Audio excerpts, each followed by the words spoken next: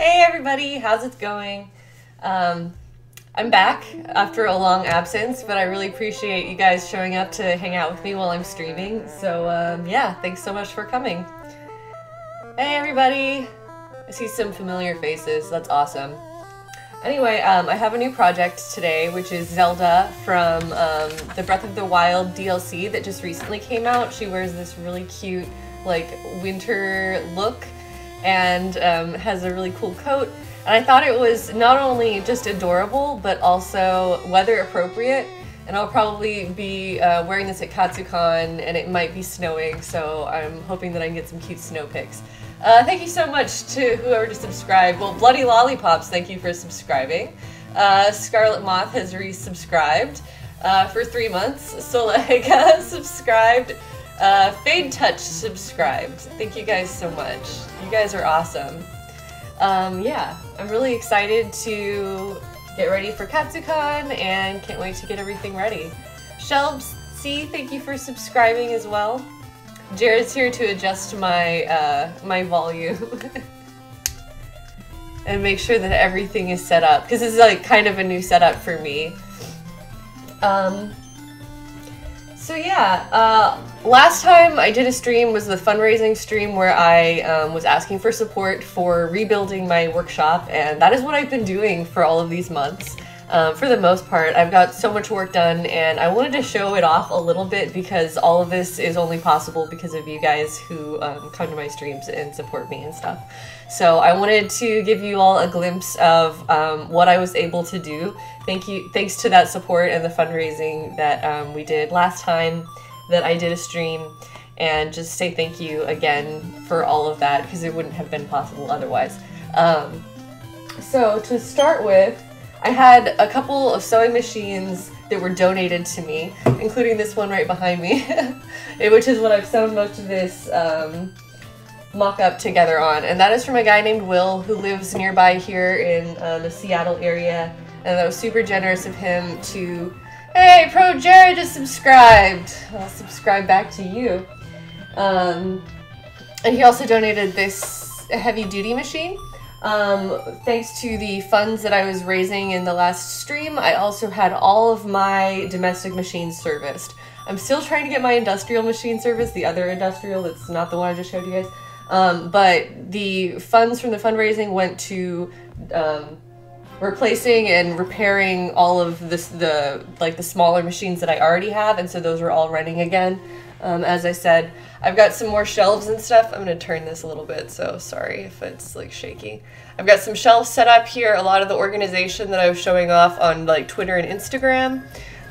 All of that stuff I would not have been able to purchase without the fundraising, and so I just wanted you guys to get a glimpse of where I put all of that. And yeah, I guess if you just check out the Twitter thread that I did about my whole organization process. This looks really blue in here, but I swear to you, it's like teal, almost green. Anyway, that is how it's all shaping up and how it looks right now, and I'm really excited to see it looking like really functional, and it's a space where I can get stuff done, and so this is what I've been working on here, and I'm really excited just to like have everything back together again. I'm gonna check out this chat here because I feel like I missed some things. Bacona6, thank you so much for subscribing. And lots of friends talking about sewing machines. So yeah, I just wanted to give a brief update on that since it had been so long since I was here. And just let you know that I really, really appreciate everything that I've been able to do thanks to you guys, and I wanted to come back to streaming so that we can get our community kind of rolling again. Shia Does Stuff, thank you so much for subscribing. CC Phantom's asking, where is Aries' seat? He likes to hang out like between two of my sewing machine desks over there, and that's where he likes to chill.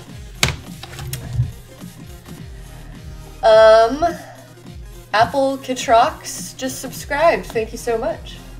Alright, so to work. What I'm doing today is I have built this like basic mock-up of Zelda's outfit. And you can compare the two on my reference image over here compared to what I've made over here. It has a lot of similarities, but it's not quite there yet.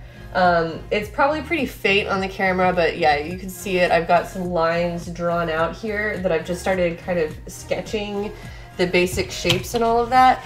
And I also have, this is actually my little desk over here that I've got this camera pointed at. But I have a belt mock-up too, which is just like, kind of functioning as a stand-in to show the general size and shape. And one of the things that I'm looking at in this stage is just the overall proportions and how the pieces interact with each other. Like, you can't quite see the top of this because I didn't want it to be too far away from me. But like, where this button is placed, which is gonna end up being right here, just almost out of frame. Stuff like that, where the split hits, you know, what position, where it falls, like left to right, and how all of those pieces work together, and just kind of checking out the proportions and doing our best job to mimic what we have here. And I think that I've done a pretty decent job. Oh, I forgot to expand my dress form. One of the challenges of fitting this coat is that the final coat is going to be made out of a much thicker fabric than what the coat mock-up is made out of.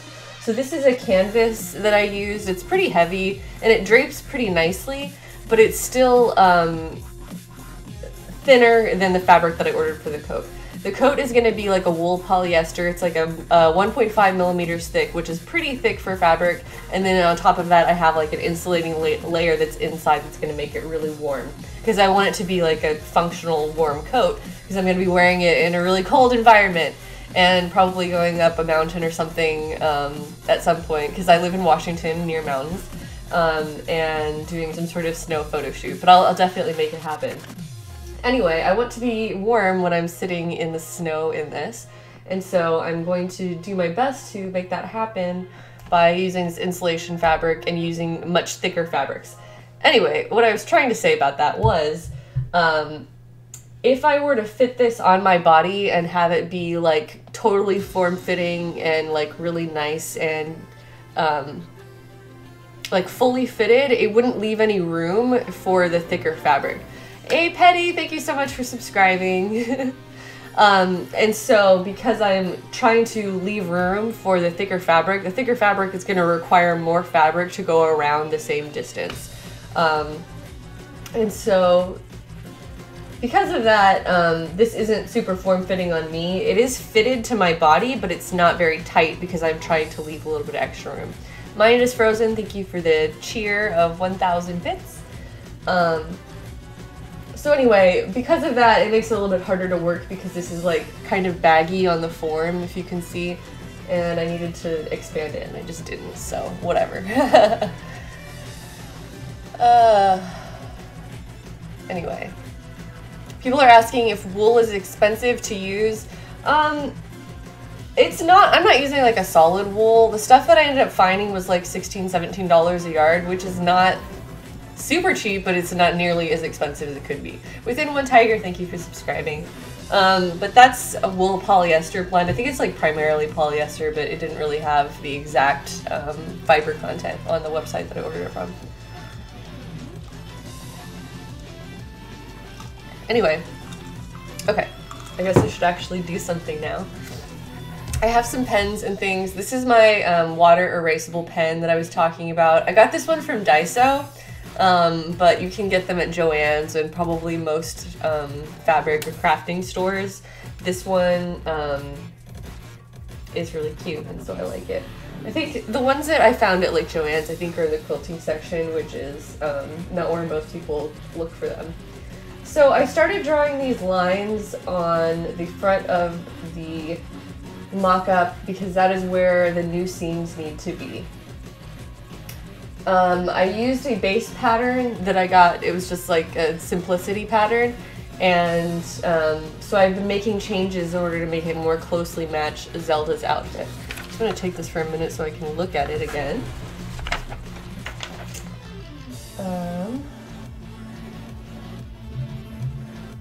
But I'm starting to just like mark out in general where things are falling.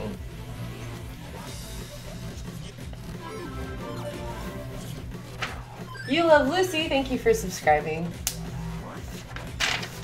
I think I'm gonna bring this closer. Oh, Scarlet Moth, thank you for the $10 donation. Saying, so happy to see you streaming again. I can't quite read all of that. I'm gonna pull this up over here, sorry. I'm itching to see you do more leather work. Well, thank you very much. I'm gonna do leather work for this belt. It is currently made out of like cardboard, but will very soon be made out of leather, and so that'll be good. So I'll do all of the patterns and stuff that are on that will all be tooled leather. All right, I'm getting distracted, but it's good. It's a good thing because you're all here talking to me. All right, I'm gonna put that back up there. I hope you guys like my new streaming setup. I put a lot more thought into this room arrangement and just like camera placement and where all my equipment is going compared to what my last one was. And I think that it has really paid off. Okay.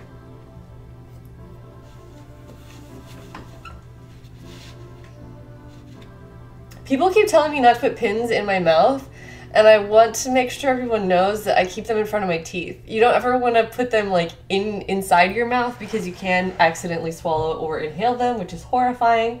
But in past videos, anytime that I've like had a pin and just like held it in my mouth briefly, I'll get comments on like YouTube or whatever later from people being like, Heidi, please don't ever put a pin in your mouth, you'll swallow it and die. And I'm just like, it's okay. I'm aware that that is a risk, a hazard, and I am acting with appropriate caution. So, disclaimer, as I just throw a pin in my mouth. So I'm pinning these little fabric strips onto the form, and they're just kind of serving as an indication of where the strap is going to go on the final one. She's got these little straps that have buckles on each of them, and I'm just kind of placing them horizontally and figuring out where exactly they're gonna fall.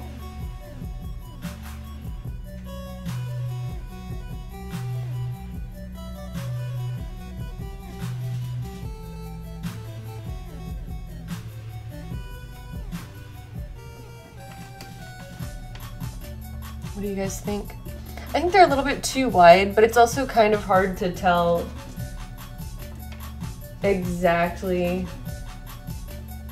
I don't know, the proportions are different. I guess you can see it probably better on screen.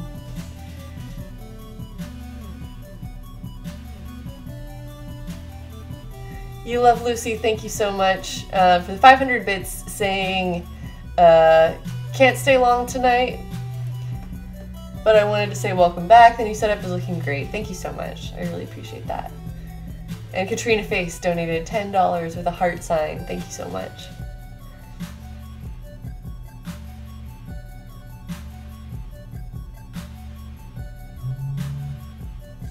All right, so back to what I was going to do, which is draw on all of these details. So I'm trying to decide whether or not my belt needs to be thinner, but I don't think that it would be very much thinner, so it's probably not going to be like a really major difference. I'm actually looking at my own monitor right now so that I can compare this visually to this one. I guess I could just pick this up. Sorry guys, you can go back to looking at it when I'm done. I think this is pretty good as far as general placement. Hopefully it looks good when it's on me.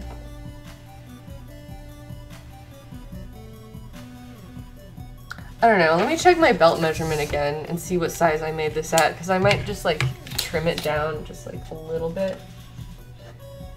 Yeah, this is 2.5 inches. Even if it were like 2 1/4, I think that might visually be more of what I'm going for.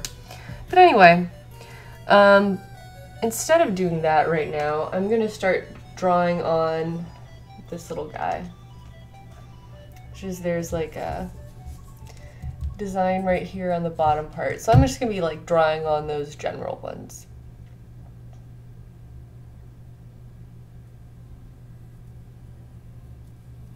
Oh, that's super awesome. Within One Tiger was talking in the chat about the D&D group that she's a part of. They're now Twitch affiliates and growing every day. I'm really excited to hear that, and it sounds like you guys are having a lot of fun together too. So I'm glad that that all worked out, and that's really exciting.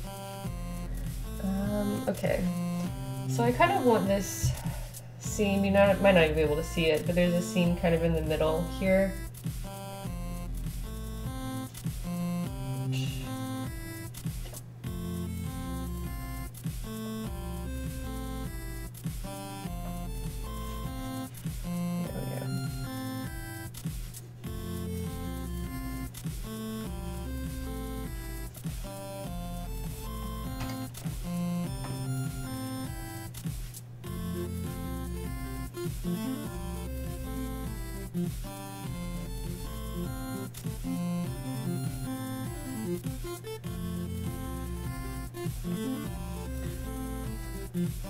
So there's multiple layers here. There's this outside layer is gonna have like a 1/2 inch gold trim on it, which I should probably draw out with an actual ruler because I want that to be a really good visual representation. Anyway, yeah, I'm really scatterbrained. I'm just gonna work on stuff, and I'll answer questions when I can.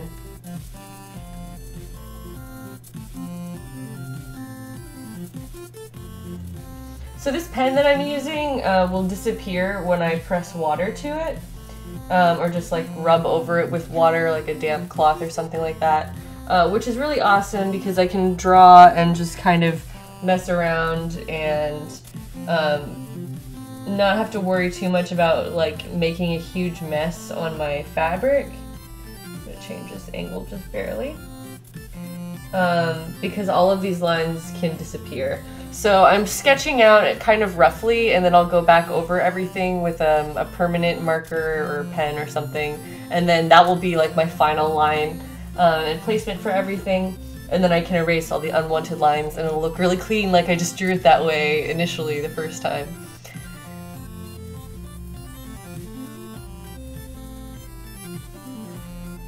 Alright. I should have printed 2 of these. In fact, I'm totally gonna do that right now because I'm just getting frustrated that I have to continually pick this one up. Because I want you guys to be able to see what it is too. So hold on a second.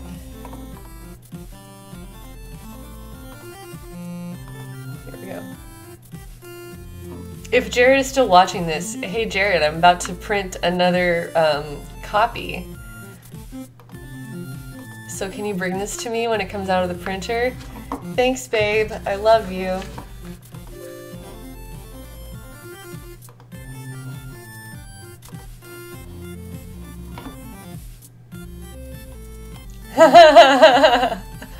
Lightning Fast says, ain't no party like an Tell Your Heidi party. Well, I'm glad that you think so. I hope you're having a good time.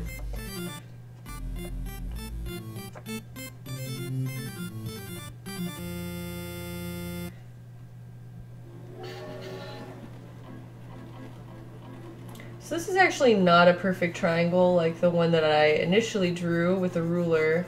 It's actually more of like a puffy triangle where the lines are like curved and not totally straight. So now I'm taking that into account and kind of redrawing my similar shape a little bit puffier. This seam line here is supposed to represent the edge of that gold.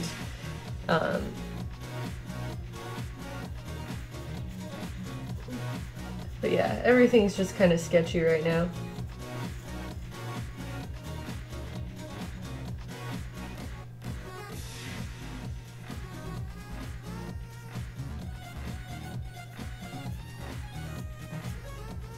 The other nice thing about this stage is that I actually only have to draw all of these things once.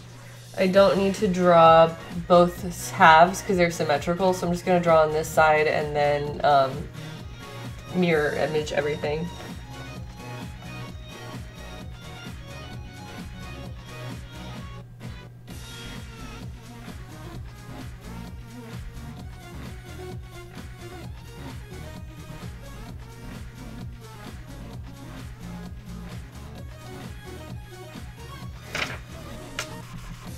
Oh, yay! Jared's here with my second reference image. Okay, there we go. So now you guys can have your own to look at, and I'll just have mine in my hand.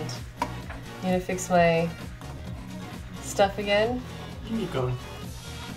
Hey, Miss Mallow Photo has followed. Hey, Mallow. What are you doing? Giving your sounds to work. Oh, they are going. They should be quiet. Okay. Yeah, my alert sounds were not on, so I couldn't hear them, but I hope that you guys can... Sorry if I missed cool alerts. I'm gonna go back through my alerts. Hey, Army of Ancients, thank you for donating $20. And Katrina Face, I think I did say that one, donated $10 a while ago. Okay, well thank you guys so much. Jared saves the day. Yes, Jared is always coming through with updating things and fixing things and bringing me things. So yay, I'm glad that Jared is hanging out. He does. He plays fetch and fixes my Twitch.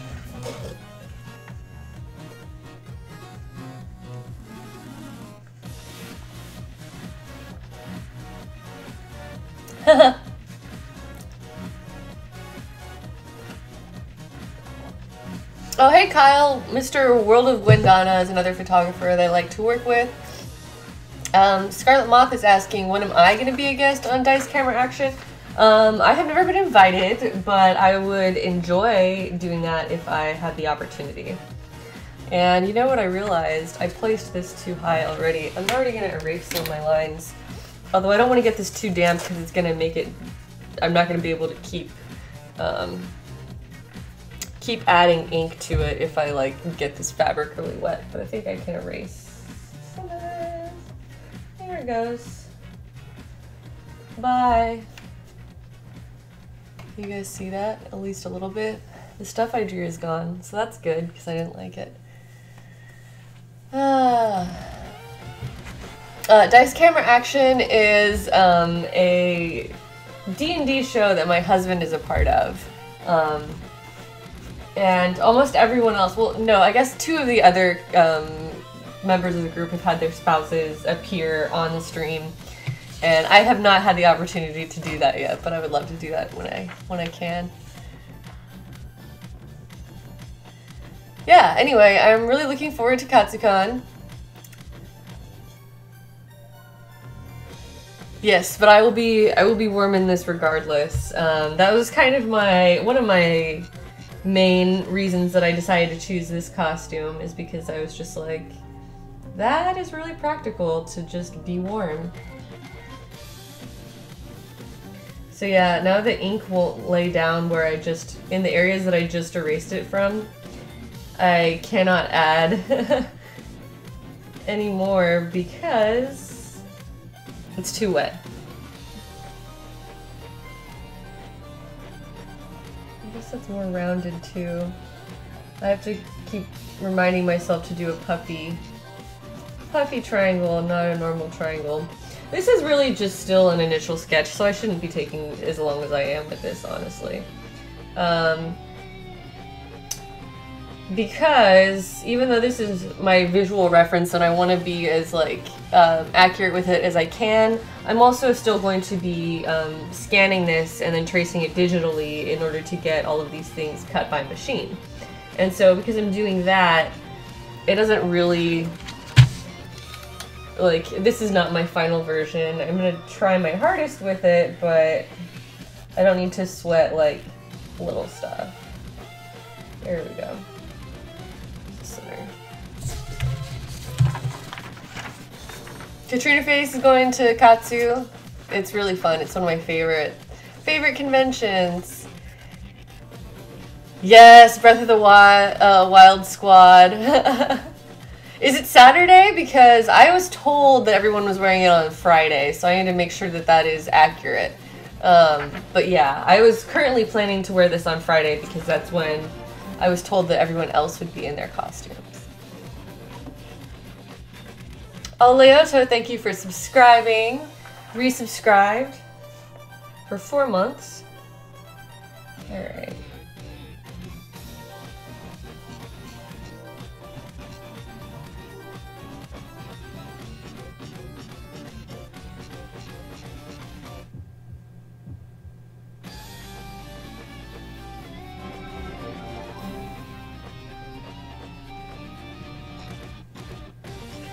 Piano Sammy, thank you so much for subscribing with Twitch Prime. Yes, Mello, last I heard it was Friday, so I could be wrong, because I haven't necessarily checked in with anybody else recently, but I'm pretty sure it was Friday. What do we got? I'm hearing all of these. Nighthaven, thank you for subscribing with Twitch Prime. Yeah, Twitch Prime is awesome. Twitch Prime, if you don't already know about Twitch Prime, if you have an Amazon Prime account, you can automatically get like a free sub that, at no cost to you. You could basically donate $5 to somebody else. Travelsome, thank you for subscribing.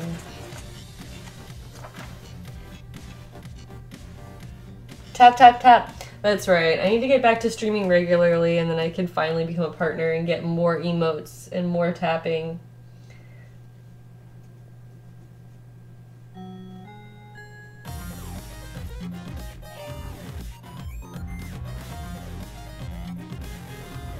She's got this weird little, like, I don't know, it reminds me of a flower or something.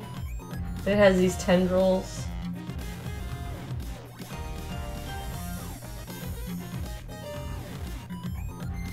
Anyway, this does not need to be like 100% proportionate or symmetrical. It needs to be as proportionate and symmetrical as I can manage, but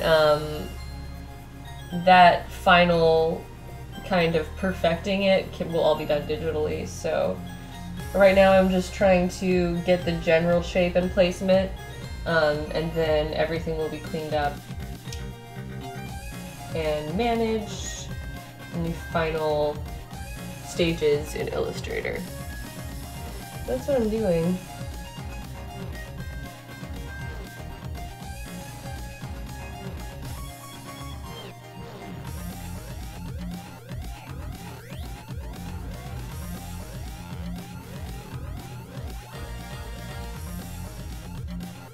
My pen is starting to dry out a little bit. I need to go get another one.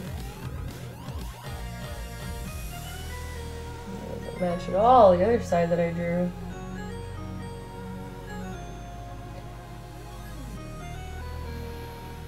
I say right after I'm like, oh well, luckily it doesn't have to be proportionate. I'm also struggling with this one a little bit. I'm gonna see if my purple one is working. Pardon me while I lean across my own stream.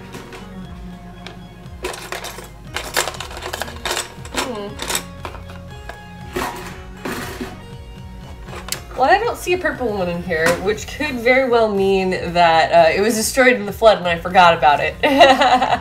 Friday, it's going down. Okay, good, Mallow. I'm glad that I am not the one who's wrong, just because I would show up wearing something else on Saturday and not be ready. Oh yeah, that's right. World Vendana as well is going to be working with us, I hope, on that Friday. Alright, well there's the general full shape of that. Boom. It's pretty messy, but like I said, it's just kind of initial placement, so I'm not going to stress over it too much. So the belt will hang about there and kind of just barely cover the tip of that, which is accurate to what we are doing over here. I'm also going to be drawing, which one next, I guess. I'm going to start marking these out. So these buckles that she has up center here, man, this one is like even more dry. This is the kind that you get at Joann, by the way.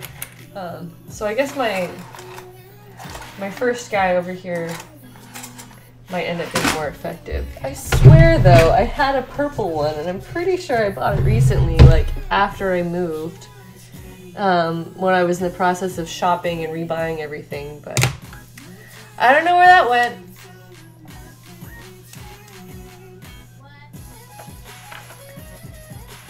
Oh, anyway, what I was going to say was these, like, in the center of the front of this coat, she's got like 3 different straps that go across, and on each end there's like a little gold buckle. If you look at this drawing, it actually shows you that it's a tiny little press lock, the kind that you sometimes see on like purses and small things and like, I don't know, like small suitcases or something. Hey, Link fan, thank you for resubscribing. Did I miss one? No, I think I got them all. Okay, yes, thank you so much. Link fan has been consistent for 7 months. You're awesome, Link fan. And so I searched the internet to find some of those little bitty press locks that would be the size that I needed. And I found some that are on their way here. So I've like already ordered them. And hopefully they'll be arriving with good time. Oh, I'm gonna make sure this is totally in the middle before I start. I Speak Pew, thank you for subscribing. What's the difference here? Almost just under 2 inches. It's 1 7/8. This actually needs to go up just like barely.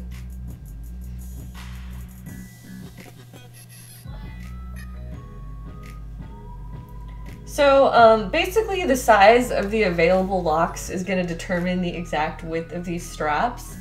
And it's one of those things where you kind of have to just like start shopping around and say like, oh, well, I can't find one that's exactly 1 inch or whatever. But I've got one that's like 5 millimeters smaller than that. And you can just kind of have to like adjust your proportions and your plans based on what's available and what you can actually buy.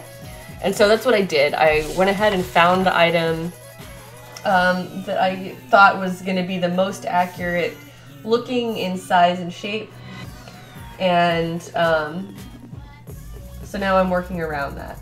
So I'm just kind of guessing exactly on these strap sizes. Like I said, I did order them already on the internet, but since they haven't arrived, these are just kind of a visual representation of where they're going to be and what size they are going to be.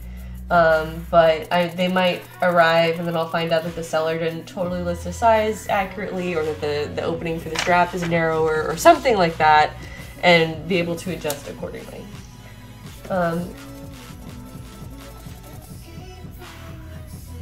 So I just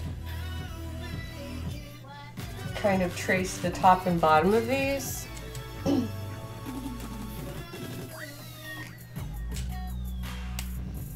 I'm going to draw the little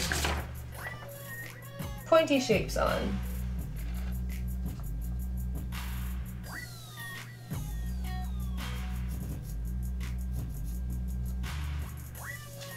Which I still feel like these straps are possibly too thick. But oh well, again, I was working with what I have. I'm gonna really quickly use my ruler to find the proportions here. That one's like almost 3/8 by 1/8. So proportionally, it's like 3 times longer than it is wide. And if they're 1 inch wide, then that means it should be about 3 inches long. Boom, math for cosplay.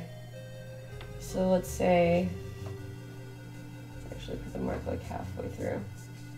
And again, right now I'm just sketching, like, I'm using my ruler and stuff as a guide, and I am like putting thought into the size and the placement, but I'm not like being so overly accurate, because at this point it doesn't matter that much. It will matter more when I'm like working on the final garment. Right now, everything can still be changed, everything can still be erased.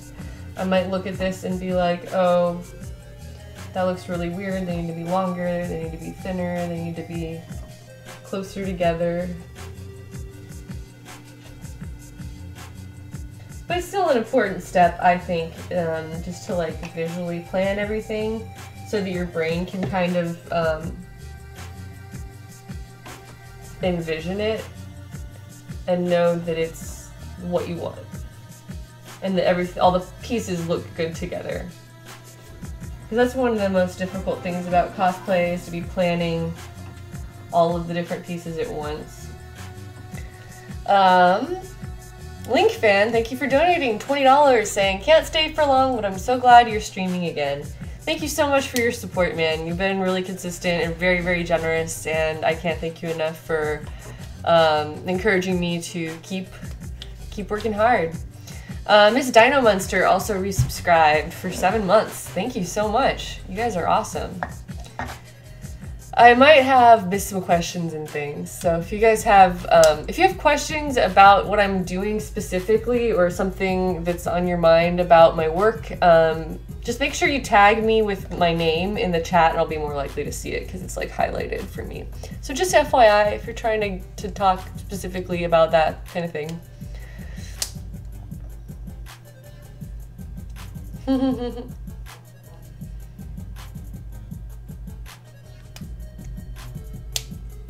Everybody's hanging out talking about conventions and cosplay in their area. It's neat. Okay, so these are much shorter than the straps that I had originally cut, but already I feel like it actually helps it to look more accurate. I keep picking this one up and or setting my other copy down on top of it. I'm so sorry, guys. I've still got to get used to this. But anyway,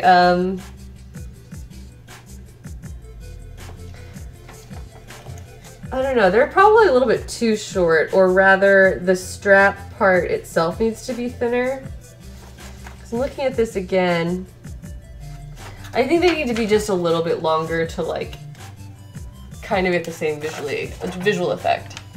Largo asked me if I wanted to get into sewing and cosplay, where is a good place to start?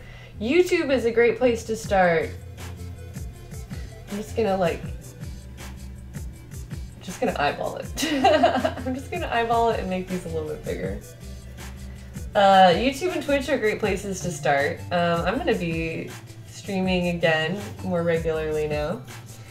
But any place where you can go and just watch someone else doing their craft.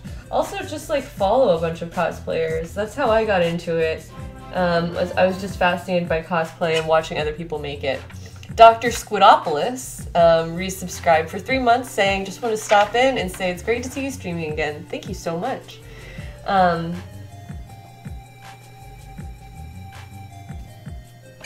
Sorry. Let's see. Yeah, I just started following a bunch of cosplayers that I admired what they were doing, and I thought that their work was really good, and a lot of people were just really helpful in posting tips.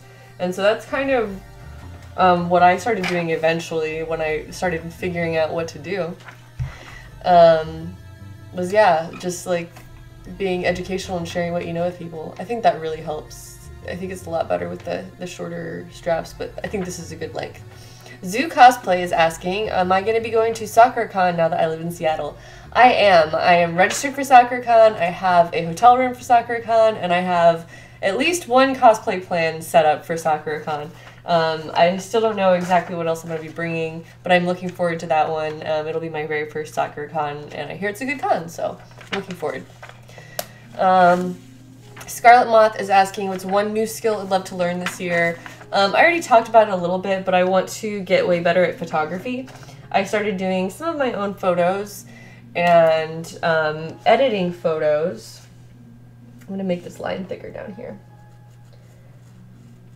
I started taking and editing some photos just in order to have like more artistic input in that aspect, because I felt like I was kind of lagging. Like I would put all this effort into making the best costumes that I could, but then I would either never do like a set photo shoot, or like I would only get photos at cons, which can be very good, but it's not always the same thing as like putting a lot of time and effort and thought into planning something with a photographer and like kind of having like a shared vision.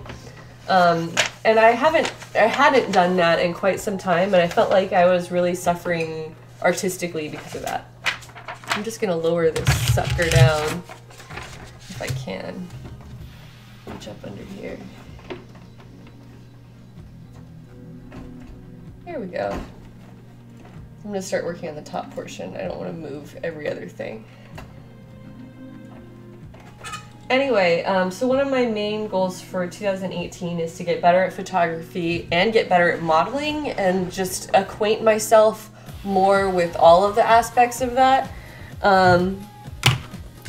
And so, like, already I've only been editing photos, I guess, more rigorously for like a couple weeks. I started practicing with some stuff that I had taken. But already I have observed like things about my face and things about my posing and things about my tendencies that are really obvious to me when I'm sitting down and like carefully studying a photo set and like editing through the photos. It becomes more apparent to me these little habits that I have, especially bad habits that I should be breaking, or like learning things that I can change about my makeup. Like, oh, that's a problem area that I'll have to touch up with when I'm editing the photo later. So now I've learned to like put more highlight, I guess, on like the inside of my nose. Stuff like that. Not inside my nose, but like inside my eye socket, like towards my nose. Stuff like that. That when you are like engaged in every step of the process, like the photo, like making the costume, but then posing in the costume, taking the photos of the costume, editing the photos of the costume, you just are a lot more aware of all of the little things that you can do to improve yourself or to get closer to your own artistic vision that you have in mind. And so, yeah, it's really, really good to be well-rounded like that. And maybe I can't or won't take photos that are as beautiful as the photos of the photographers that I work with that are like full-time photographers, or like that's their main artistic outlet. And that's fine. Like, I'm still gonna be doing my best, and I'm still gonna be learning a lot about every process just by doing that, and it's gonna make me better as a cosplayer. So that's my goal. That was a really long rant about what I want to get better at in 2018. Largo is asking which costume it is. It's this one. Yeah, it's from Breath of the Wild. It's just in the new DLC. She wears it for like 5 seconds, and I'm like, I have to make it. Hey, Pastel Monster. Thank you, Scarlet Moth, for saying that my Sheila photos were fantastic. I appreciate that. Yeah, I don't have any like high aspirations of being like a super amazing photographer or anything, but I would like to, you know, be competent and to be able to take my own photos that look nice, and to do that like on short demand. Like if I need a photo, like I can take care of it and get my own good photo. Pastel Monster, thank you for subscribing. You are too sweet. Yeah, and so just empowering myself to be able to take control, I guess, for those other artistic aspects too. Maven Oathkeeper, thank you for subscribing. Also, Goddess Baby, thank you for subscribing. And Siguato Streams, thank you for subscribing. I don't know if I pronounced that right, but I'm trying. Troublesome is asking, is it safe to assume you're wearing blue jeans? No, I'm wearing pajama pants. They're just black, like, pajama pants. They're, like, sort of like athletic pants, but just chilling in them. Troublesome, are you drawing me? Thank you. Let's see. World of Quintana asking what things was I looking to learn / change about posing. Not necessarily, like, really specific things, just, to be more mindful of it and to challenge myself to do things that I'm like to do things differently, because you kind of fall into habits of like, oh, I'll always pose in like these specific ways because they're like safe poses, and I guess I want to challenge myself to be more dynamic and to try different things and to kind of emote more and do things that are just like more expressive, I guess. So that's both in the posing in my face, but also in my body. Pajama hype. No, maybe you are drawing. Vicky LP, I'm glad you're back too. Yeah, we're all having a pajama party right now. I hope that you're all wearing your pajamas and that you're all super cozy.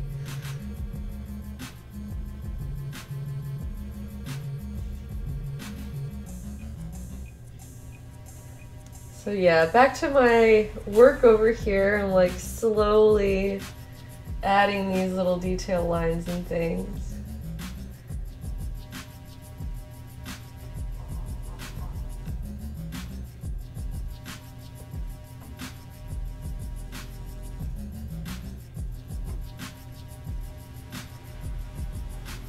Do I have any more questions that I missed? What brand of thread would I recommend? Using Gutermann? Is there a better one? I use all kinds of different thread. I use whatever thread brand has the color that I want. And unless you need it to be something specific, like a silky embroidery thread or whatever, I don't think it's that important as long as it's doing the job that you need. I use a lot of different brands. My stuff is, I use a lot of Coats and Clark, I guess, because it's some of the cheapest and most basic. But anything is going to work as long as it's doing the job and it's sewing evenly in the fabric that you're using.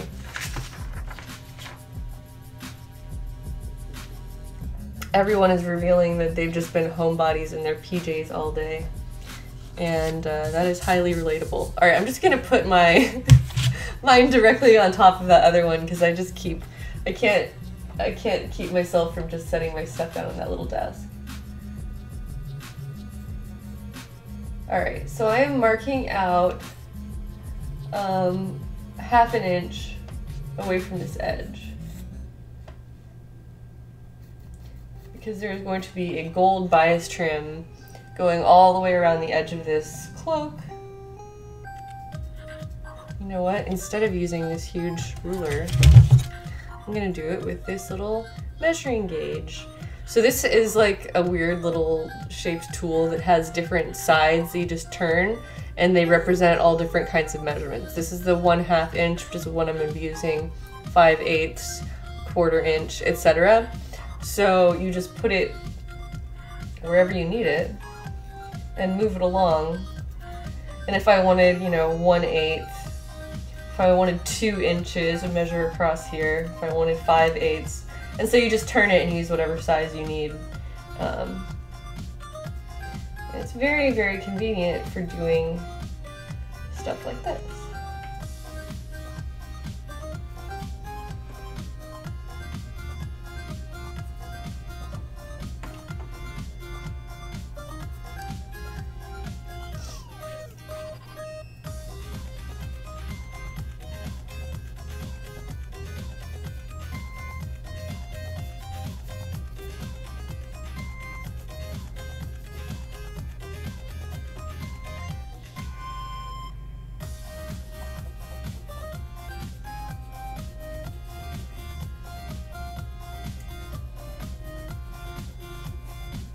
Okay.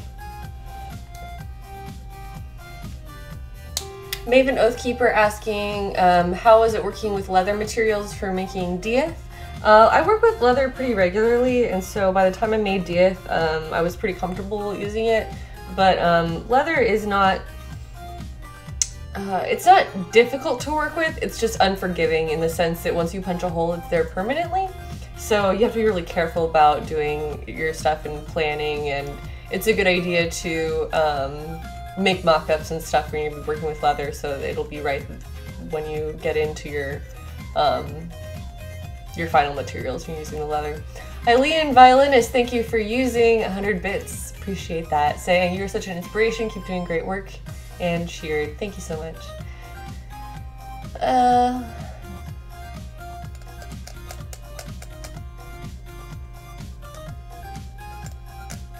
People asking for the link to this. I got this at Joann. Like, you probably find it on Amazon. It's called a seam guide, I'm pretty sure. A seam measuring gauge, or just look for sewing gauge and you can probably find it. This is also from the quilting section. Quilting section has a lot of really cool little tools that, I don't know why they put them in quilting specifically and not just like the regular like small tools section. This does not have a name or a brand on it, but it's probably Dritz, not Dritz, from D&D, but Dritz, the sewing brand. I'm gonna assume it's probably that because they make like everything. When I go to SakuraCon, I should try the crepe place right outside. It's super good. I'm gonna have to do that. Thank you, Zoo Cosplay, for the heads up. Oh, hell yeah. Travelsome with the link. Found the link to the little tool that I'm using. So if you need one, now you know. And this is much easier to control as I'm working compared to that whole ruler and trying to line it up and make sure it was straight. It's working way better.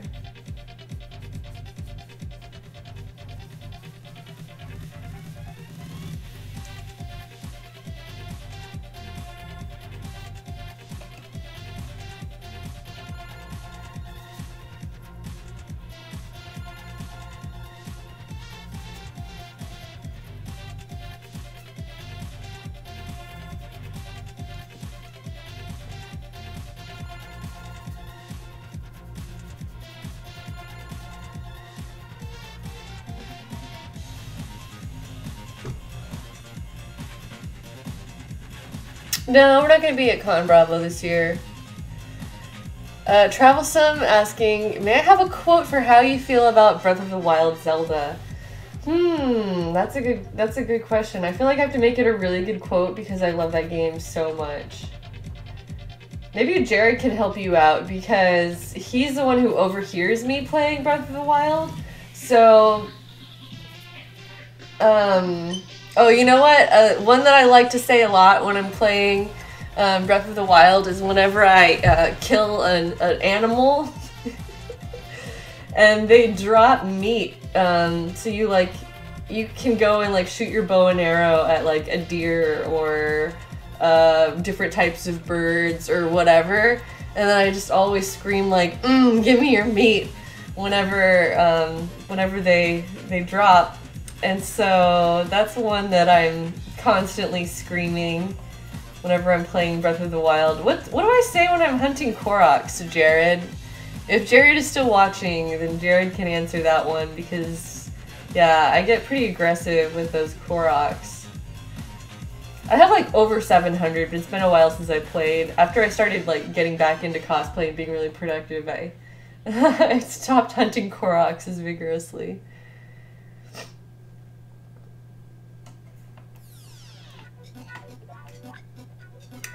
Leoto's asking, is there a way to stretch leather shoes? I feel like there is, but I've never done it, so you would have to look that up online. I would try, YouTube, as always.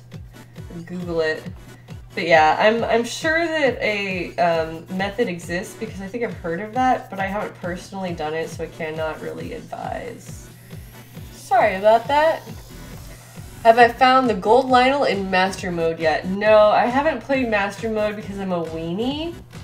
I love the game. I've played it a lot. I'm not gonna say that I'm like good at it, okay? There's a big difference. But I do love it.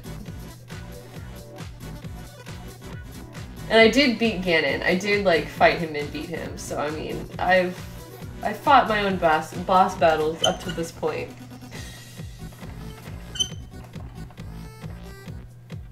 I don't need to mark that all the way around. That's gonna be good.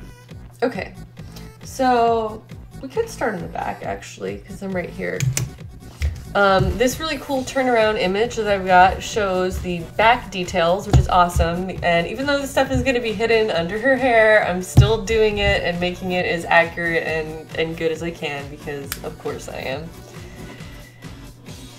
Everyone's talking about Breath of the Wild now. Have I ever helped anyone make a fursuit before? No. Which speaking of, if there are any furries here, please advise me on where is the best place to buy fur because I need some fur for this costume around the collar and the cuffs. And I am not super thrilled with the options that I found. I want something that's higher quality. So please, furries, help me, advise me in my time of need. I need some white fur or shearling would be even more perfect.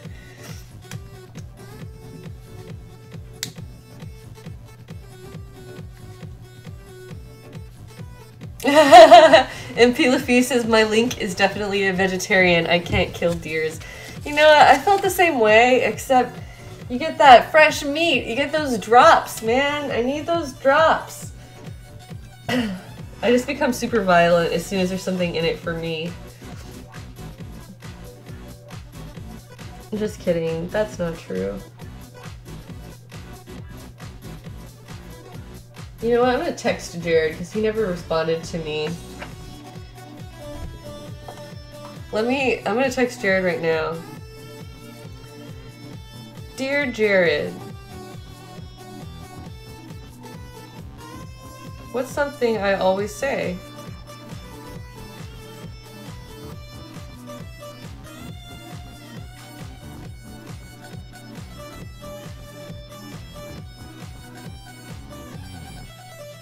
For some reason I can't type, of course. Alright, we're gonna leave it to Jared and see what he has to say. And whether or not he has any other suggestions, travel sub, for things that I always say while I play Breath of the Wild. Yes, Jared is in the house, Leoto's asking. Yeah, he's downstairs. I'm not gonna scream. It'll go into the microphone. You guys will be like, what the fuck? She needs to calm down and stop screaming. So instead of that, I will text my husband from across the house.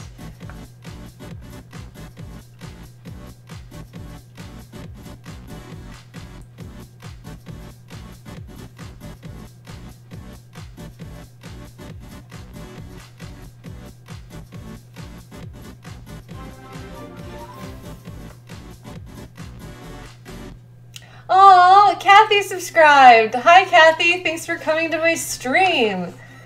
GSTQ Fashions is Kathy, who taught me so much of what I know about leatherwork and sewing, and I'm very happy that she came here to my stream tonight.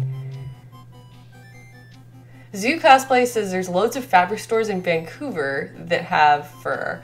That's really good to know. I am not really impressed with the selection of fabric stores in Seattle. It's pretty weak, to be honest.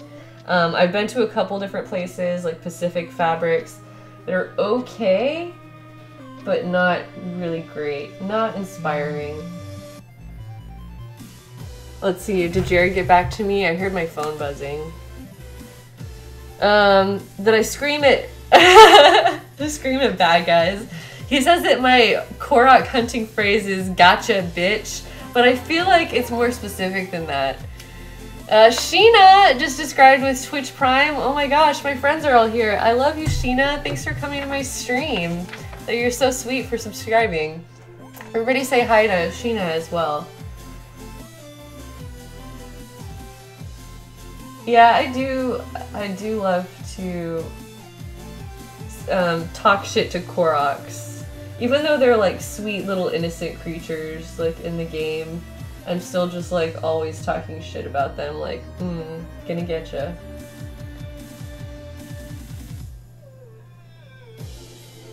Okay, these are actually really weird to draw. I think my thing needs to be longer.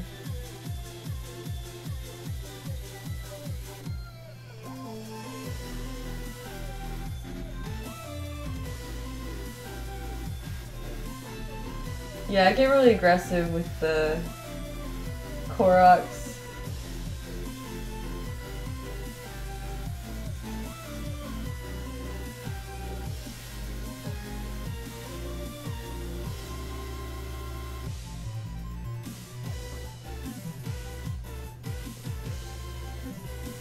So I have to adjust the proportions of this a little bit, but it's starting to look like it's supposed to. I'm just looking at the center back of this.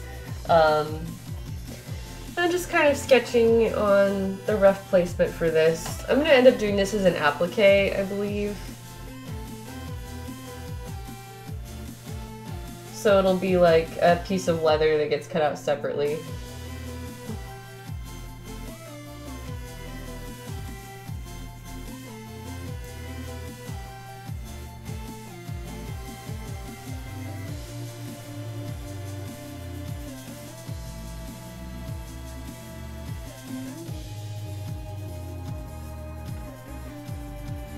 Yeah, Vancouver isn't terribly far away from me, so maybe I'll have to make a little day trip up there to go fabric shopping if they have a nice selection. Because I did not realize how spoiled I was living in other major cities that have nice fabric stores until I got to Seattle, and then I was like, oh, there's really not a lot here, is there?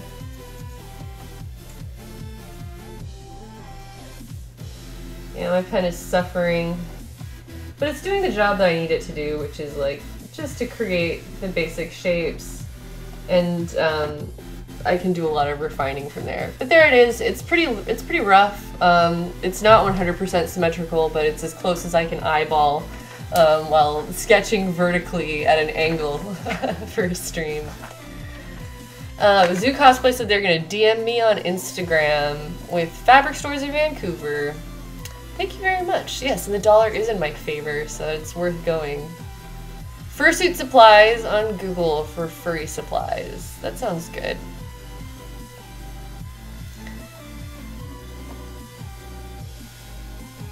Dragsaw is saying, when starting out cosplaying, should I do something more complex that I really want to do or find something more simple? That's gonna ultimately be a personal choice. You could go either way. I tend to encourage ambition, and both in my own choices and with other people. I would say, if you want to know what I would do, is I would pick whatever the hard thing is, but be willing to go through and like maybe have to make something more than once, or to be willing to put in the time to do your mock-up, and then or do like a second version of something, and just be willing to experiment, because you will discover problems that you didn't think that were going to be a problem, and you'll learn how to deal with new issues and stuff. So you just have to persevere, and if you're choosing a hard project, then I mean that can be discouraging at times, because if something goes wrong, you won't always know how to fix it immediately. But I still say that if you're willing to persevere and put in the time, you're going to learn a lot more that way, and you'll be really, really proud of yourself when you come up with results. So, and you can always choose something simple if you want to learn like one new skill at a time, or like you're just starting out with sewing, so maybe you want to make like a simple top or costume or whatever, and not have as many things to worry about. But in general, I would say it's good to be ambitious and to think big and to try your best. So that's what I would do. But what about a quote about Zelda the waifu? Oh, well, I mean, Zelda is a waifu. That's definitely correct.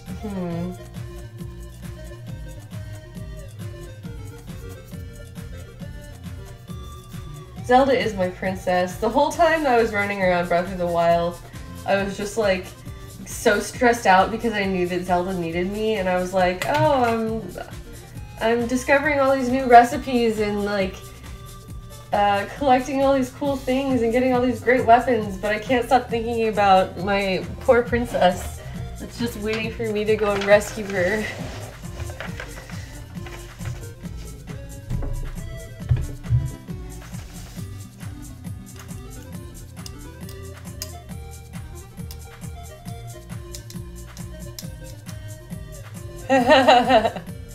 Quote about Zelda, damn, I'm gay. That's a good one, you know what? I am gay for the princess. Gay for the princess. Okay, this is kind of hard to see, but she's got like a little... It's like sort of like the leaf symbol on the front of her dress or coat. Okay, I'm gonna use my ruler for this. I'm gonna turn this towards me too. And this might not be 100% center because I'm doing this on the dress form and not laying flat, but that's a pretty good center line, and again, I can adjust it on my final version if I need to. Now, how far up the back do I want this to go? Compared to her shoulders, it's still pretty small. I'd say that's a good height. So the top of my leaf will hit that point. So for me, drawing is kind of like a mix between the artistic skill of just like sketching and going with it, but also like using, stepping back, looking at it from farther, getting a ruler, kind of trying to analyze the proportion of your reference compared to, the 3D thing that you're working on, and just kind of,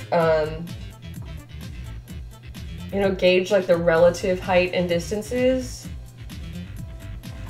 and then you use that as a guide, and then you go and you fill in your kind of artistic strokes, if you will. Yeah, that's probably pretty good. So it's like here, if I move it just a little bit, it'll be exactly 2 inches out and 1.25 inches up. So I'm like kind of almost graphing out the major points of this. And that's gonna help me with the symmetry of it. Oh, this is all wider than it is tall. Is that what I want? No, it's not what I want. I'm gonna dial that back a little bit.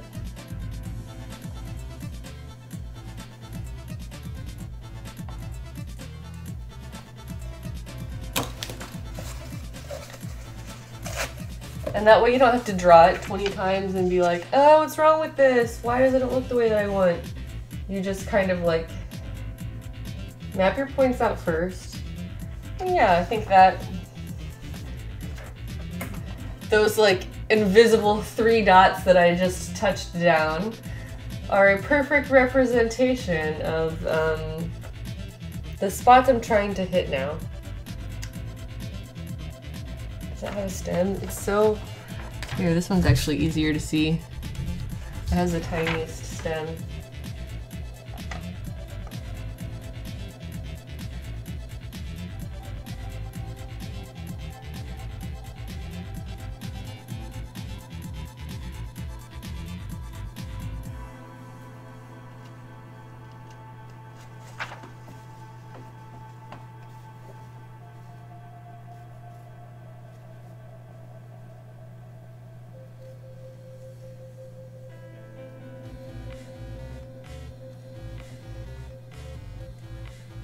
Once again, my final version of this will be done in Illustrator.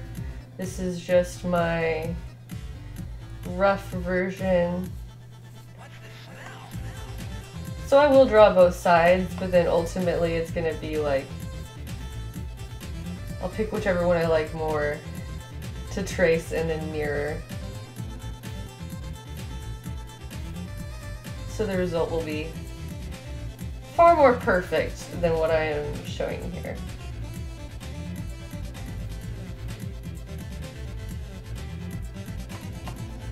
But there's the gist of it. I got my little 2 of my little leaves down, 1 more to go.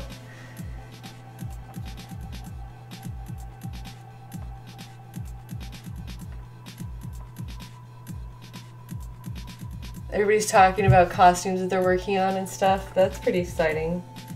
Yeah, sorry, I've been pretty absorbed in getting all my little details drawn. I haven't been as active with the chat, but you guys are doing a good job of entertaining yourselves.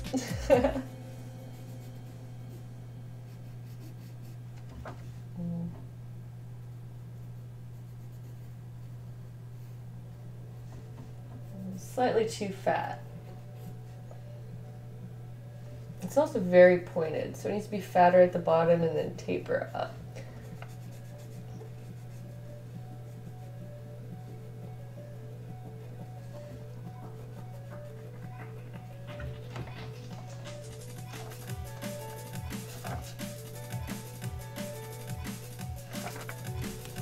And then it has even more almost invisible leaves.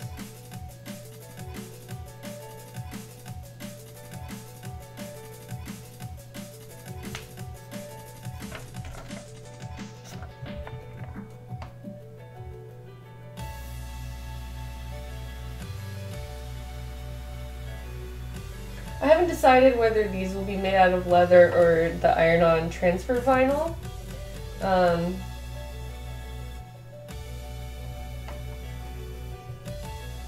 I'm considering both.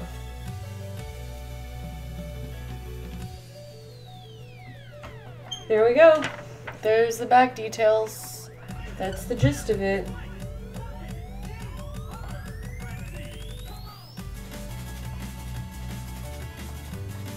So there's a side detail. I need to continue my drawing. My little measuring gauge here.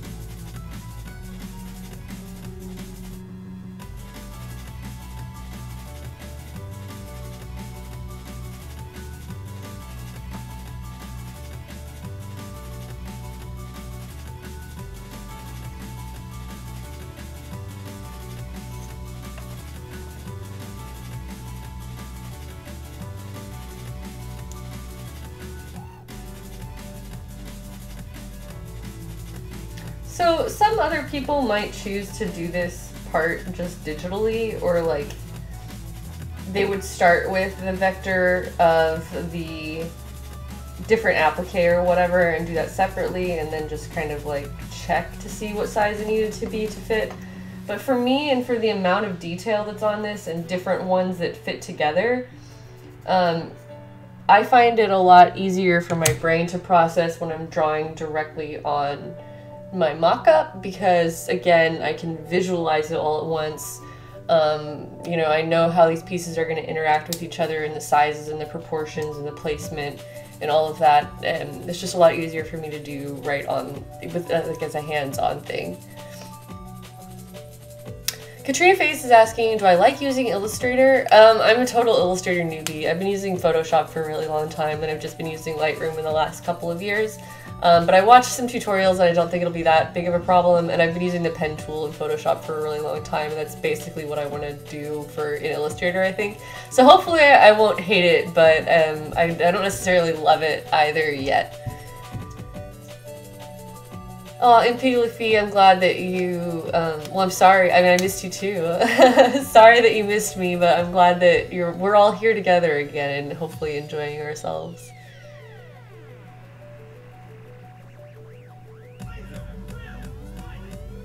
Everyone's talking about all of their Zelda cosplays, Legend of Zelda cosplays. I have a bunch more planned. I want to be this Zelda, but I also want to be like several different Links and like, I don't know, maybe other characters too.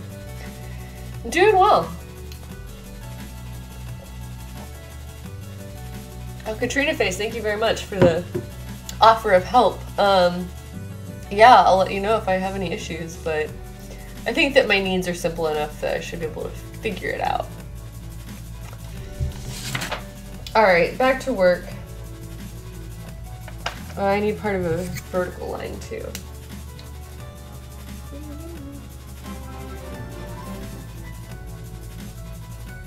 What have we got? Sir Roddington, thank you for subscribing.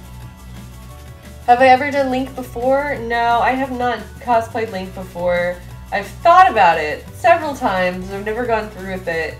I'll go ahead and just tell you all. I chose this costume because I felt like this was a good choice for the amount of time that I had between now and Katsucon, that there's like an appropriate level of detail and like to be in just enough of a challenge, but not like biting off more than I could chew in the time that I had. So that's why I went with this costume, but the one that I really, really wanted to do instead of this was the Zora Armor Link. And I still want to do that one, I just feel like it would have been biting off more than I could chew for Katsucon specifically. So I decided to pick what I thought would be a more reasonable use of my time without stressing me out too much, and still be, again, like an appropriate level of challenge and detail, with hopefully not making me want to die. I think I'm actually going to draw, because my hand is going to fall off if I draw that one. I think I'm going to draw my design right here, even though I just started sketching out. So this one, the design that I'm about to work on now, I guess I could just show you over here. These two are mirror images. They're the same one on both sides. I'm going to be drawing this one because it's easier for me to place my hand here, but I'm not going to draw both of these. Maybe I have to. No, I don't have to. I don't have to. I'm going to make it work.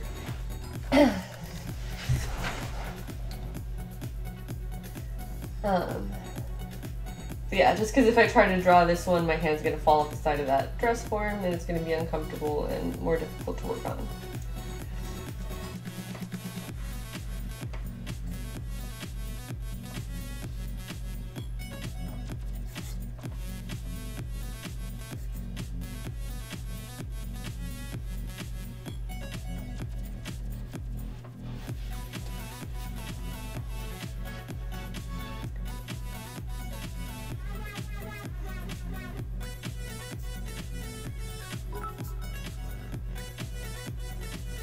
Mundane Magpie used 1,000 bits, saying, glad to see you streaming tonight.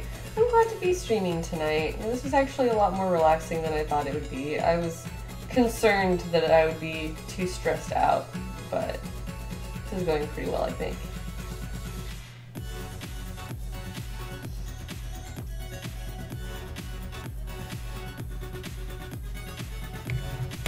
As Akira is asking, have I considered using 3D printed parts for any costume that I've wanted to do?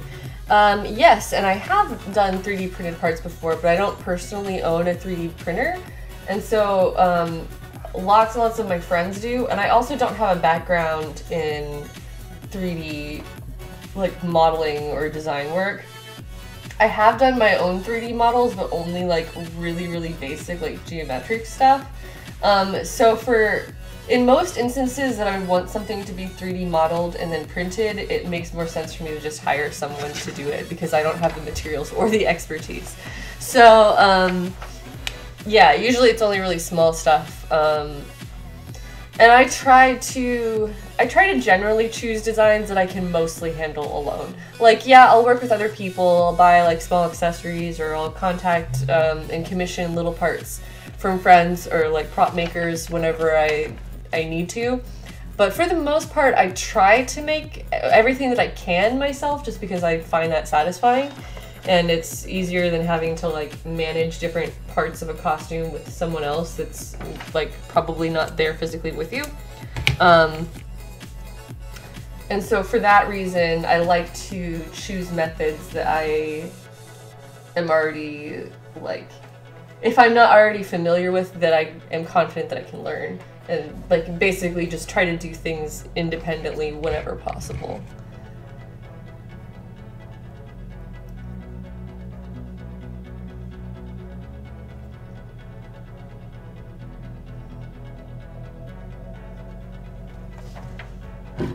Drink some more water.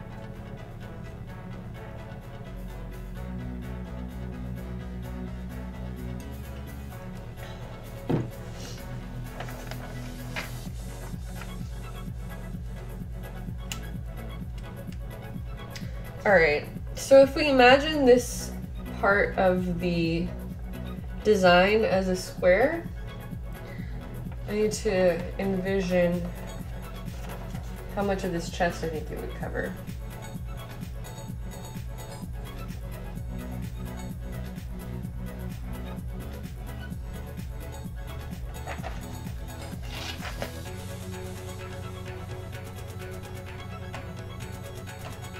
Once again, I'm like kind of plotting out points. I'm gonna reference the back and remind myself how tall I made this.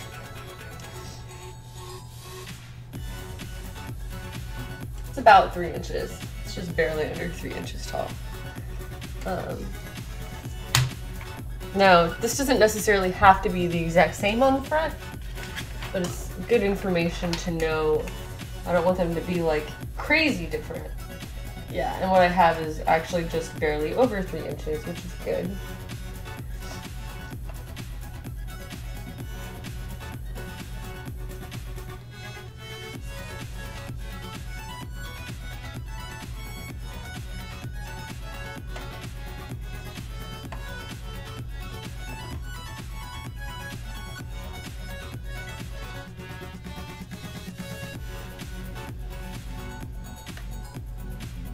Erase my other little dots.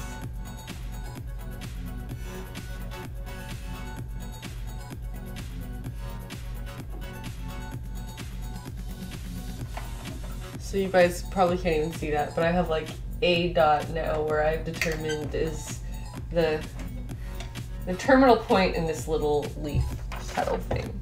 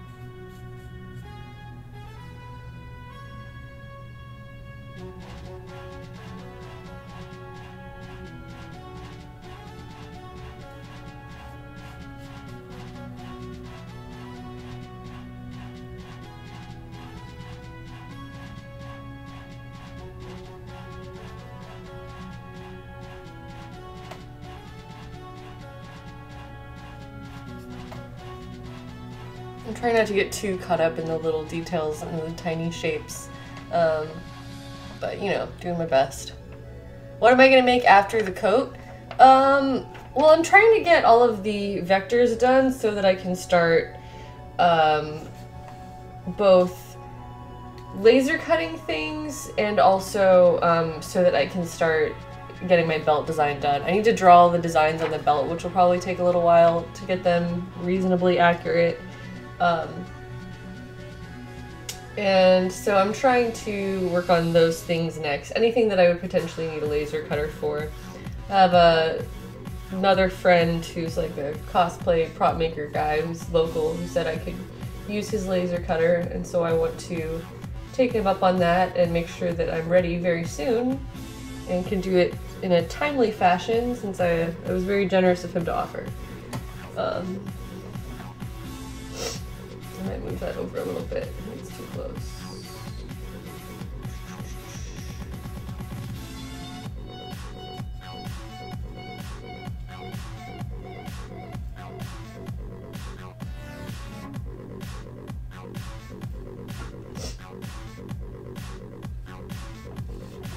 Yeah, these lines are pretty sketchy. They're kind of overlapping each other, and I'm not necessarily like an incredible line artist to begin with, but also my pen is fading. So we've got a couple of factors working against us right now as far as the readability of this, but it is my guideline that I will be refining as we go, and that's what really matters.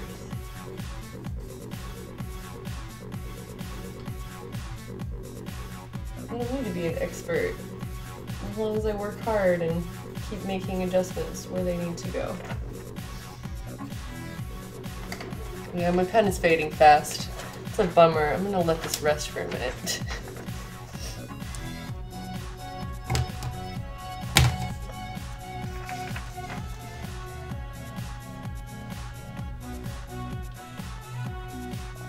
Everybody's asking what their favorite Zelda game is. Mine is definitely Breath of the Wild now. Before that, it was Ocarina of Time.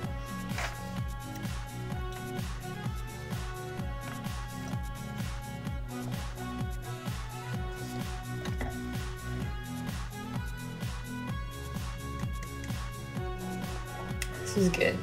This was a matcha green tea latte. It's good.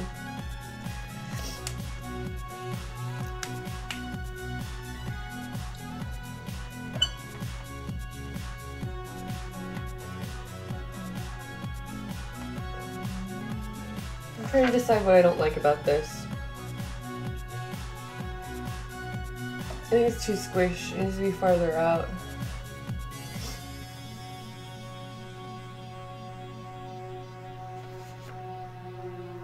Luckily, I can do that. Just gonna lighten everything up.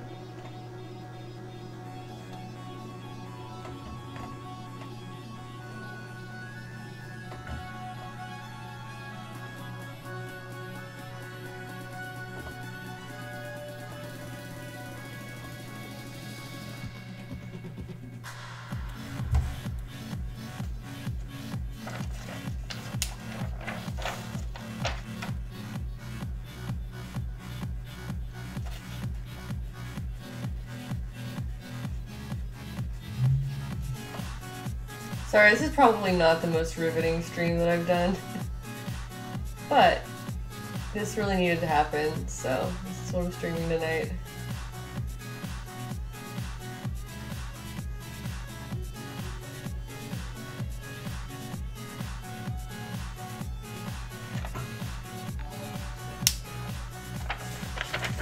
Red Bard is cool, donated $5 saying, "You are extremely rad." Thank you so much, Red Bard. You are extremely rad. Thank you for sending me the beautiful artwork that you did. It's super awesome, and it's now on display down in our tavern room.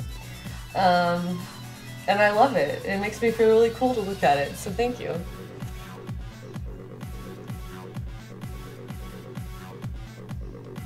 Scritch scritch for the pen sound effects, says Travelsome.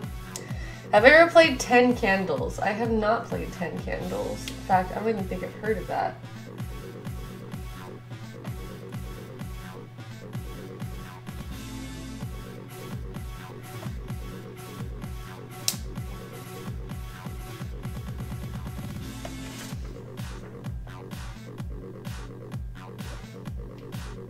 Well, that seems less squished, which was my goal.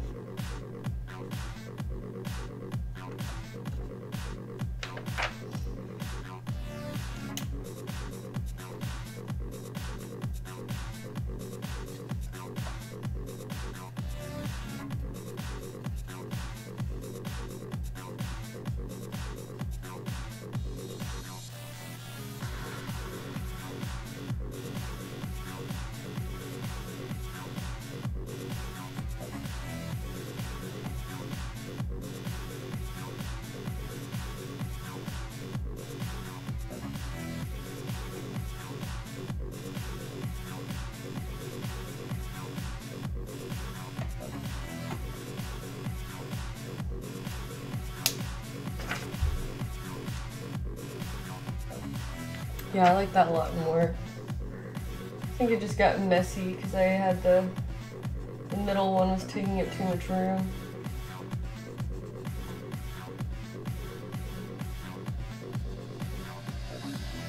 Thankfully, this is very forgiving. We're still in an early stage here. Oh, thank you. Okay. Yes, Travelsome, thank you for posting a link to Red Bard's amazing artwork. That's a picture that she drew, I think she, am I wrong? Drew of that, of a costume that I made, the fawn, dryad, nymph is what I called it, I think, that I wore to the Labyrinth Ball, and it was super, super beautiful, and I was so happy, that Red Bard sent me a copy of it, so thank you. Powercord Gamer just subscribed. Thank you. This was 3 months in a row. I really appreciate that. Shout out to everybody who continued to renew their subscriptions despite the fact that I was not streaming. That was incredibly rad of you. I was honestly really shocked when I got the Twitch notification for the end of the month or whatever, and I was like, wow, I have not streamed in this entire time and people stayed sub to me. And so that means a lot to me. I really thought that you guys would just be like, well, she quit streaming, so bye. And I did not quit streaming. I was just really depressed and not doing anything for a while. But I'm back, and I'm really glad that you guys waited for me and believed in me that I would come back. So, thank you.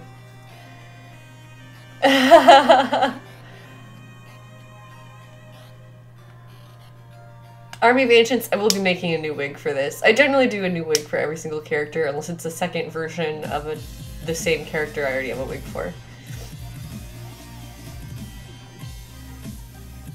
Yes, you guys have been wonderful. Oh, it makes me so happy to feel like I had a community of people waiting for me and encouraging me to come back, so I never forgot you.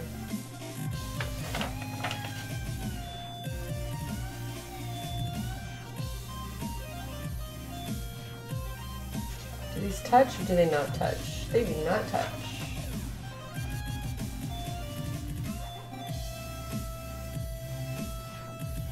Facing a little further apart.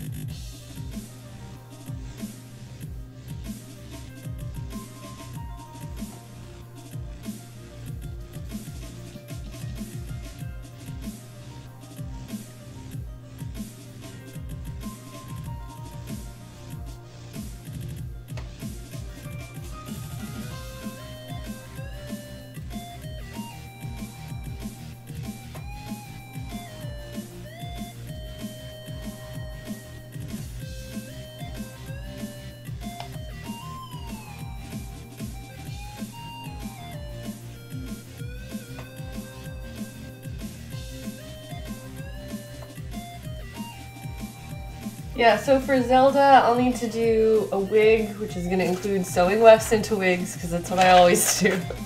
I need to do a wig, I need to tool the belt, I need to do a lot of sewing over the coat as a whole. I need to do a little bag. She's got a bag hanging on the back of her belt, and I need to do a boot cover. So those are all the major elements. I'm probably going to be streaming quite a bit of this, as much as I can. So look forward to leather tooling streams and sewing streams for sure. She ships dicks. Dragon Tamer Penny. Yes, Mundane Magpie. Self-care should be higher on your priority list. That's what I was doing when I was gone. I was taking care of myself, and I needed it a lot. So thank you guys for being patient, because I felt really bad that I, like, did a fundraiser stream and then I pieced out for, like, 2 or 3 months. And I was like, all these people will probably just think that I, like, took their money and ran. But that's not the case. I was just sad for a while. I needed to spend some time, like, just recovering and just chilling a lot and making sure that I wasn't putting too much stress on myself to be just, like, immediately better. And that's what I did, and I feel a lot better now because I had time to recover.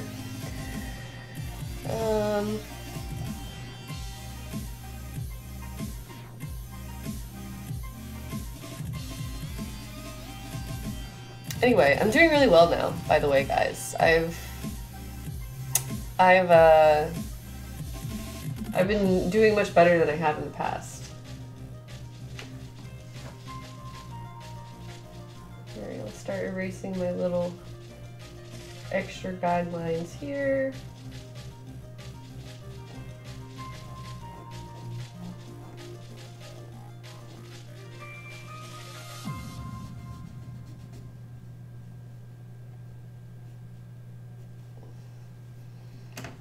Voila, it's starting to look like a thing. See, I don't know if you guys could see any of that while I was working on it, or if it just looked like a crazy mess, but yeah. Thank you guys so much for your support. Everyone's being so kind to me in the comments, and that's super, super awesome. I really appreciate that.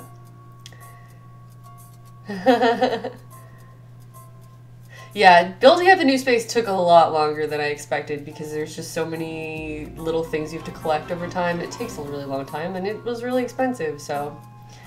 Within One Tiger has gifted a sub to Largo. That is super kind of you, and welcome, Largo. I hope you enjoy being a subscriber and using your one emote that I have, but I'll get more. Just you wait.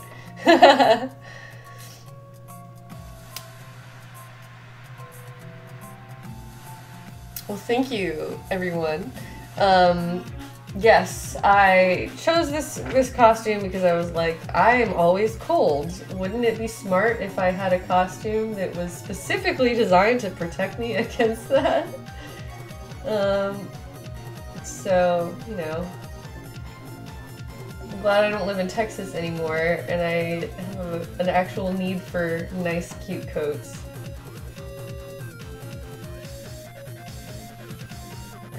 I need to keep these ones. These are just some little skinny boys over here.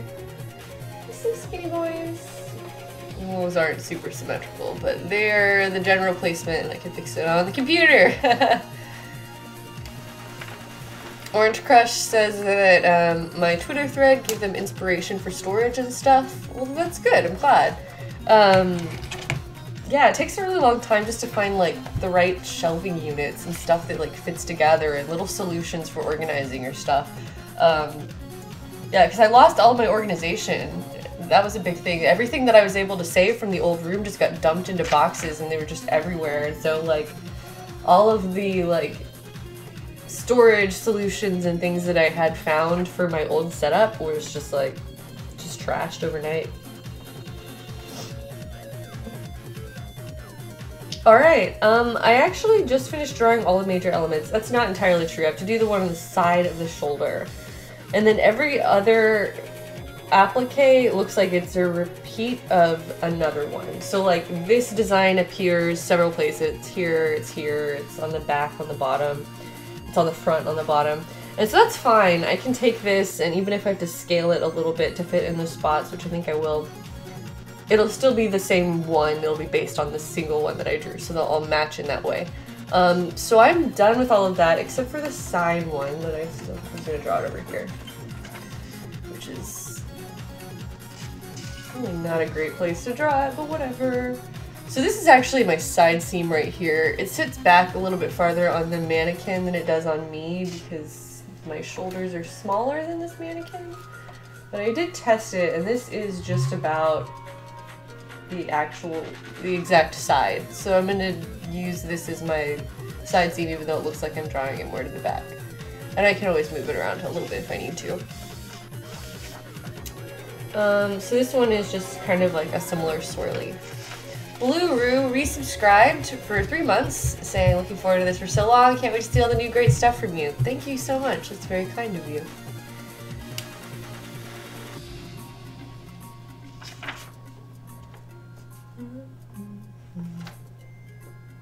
Alright, so this one has more of like, it's shorter than the one in the back. So the one in the back is about 3 inches we measured. This one being shorter than that, I'm gonna use my ruler to kind of mark it out.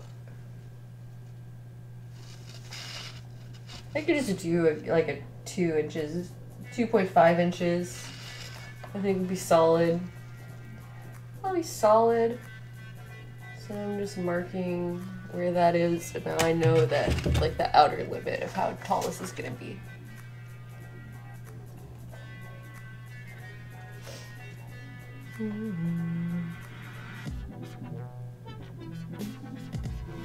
I'm really grateful that I was able to find this reference image that has like the different side views and what's under behind the hair and different stuff like that, because these are the kinds of angles that are really difficult to find. And I do not know exactly where this reference image came from. I only have it because somebody tweeted it at me after I tweeted saying, like, everybody send me screenshots of this costume if you see it in the game. So I owe that one to one of my followers whose name I didn't record, which is terrible of me. But yeah, a bunch of people have been asking me, like, oh, where did that screenshot, or where did that come from? Is that a page from a book? And it definitely looks like a page from a book. I just don't know what the book is, and I'm the worst. Moral of the story is I am the worst.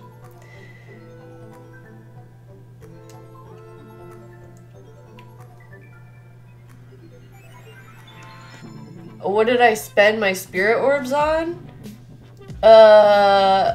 I spent it on all stamina until I maxed out my stamina, and then I spent it on hearts. Is that the answer to your question? Is that what you're asking me?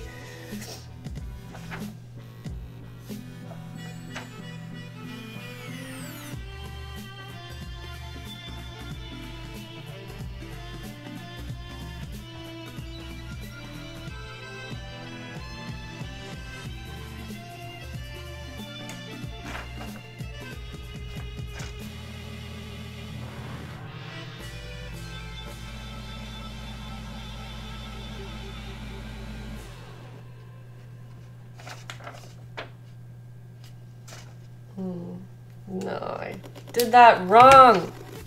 I don't like the way this is going. I need to move my swirl over. Sorry, you guys probably can't even see what I'm doing, but you know that I'm drawing, and that's what matters.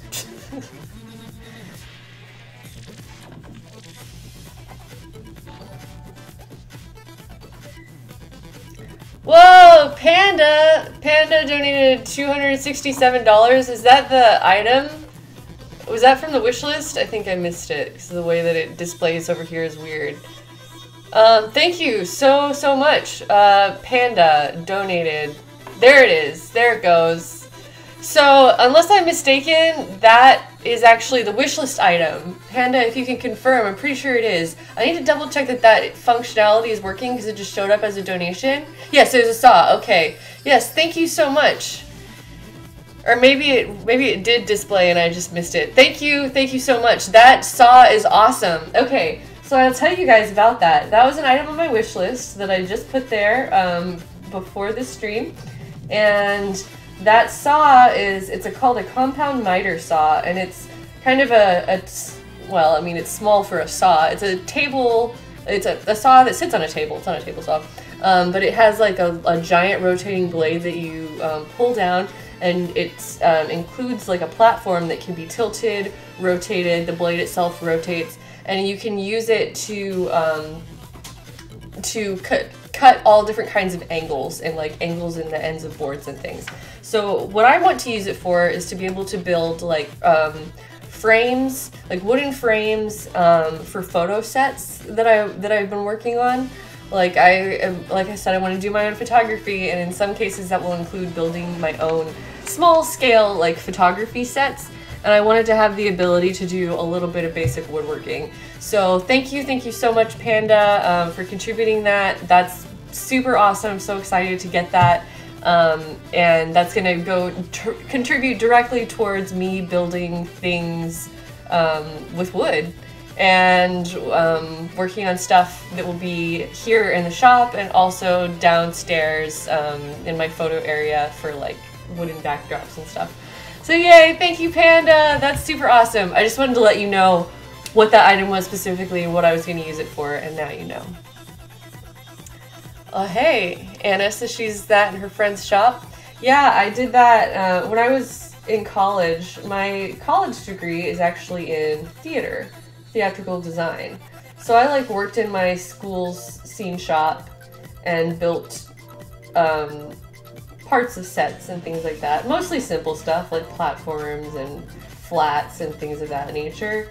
But everyone in the program did at least a little bit of that.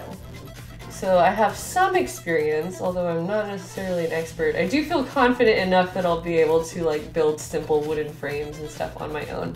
And now that I'll have that compound miter saw in the way, it will be an enormous help in that arena. So thank you so much, Panda. You were awesome.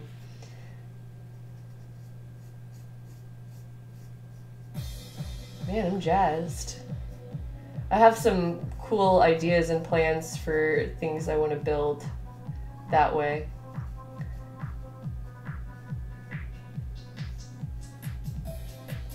Yeah, my pen is really struggling. You can kind of see the shapes that I'm able to put on there.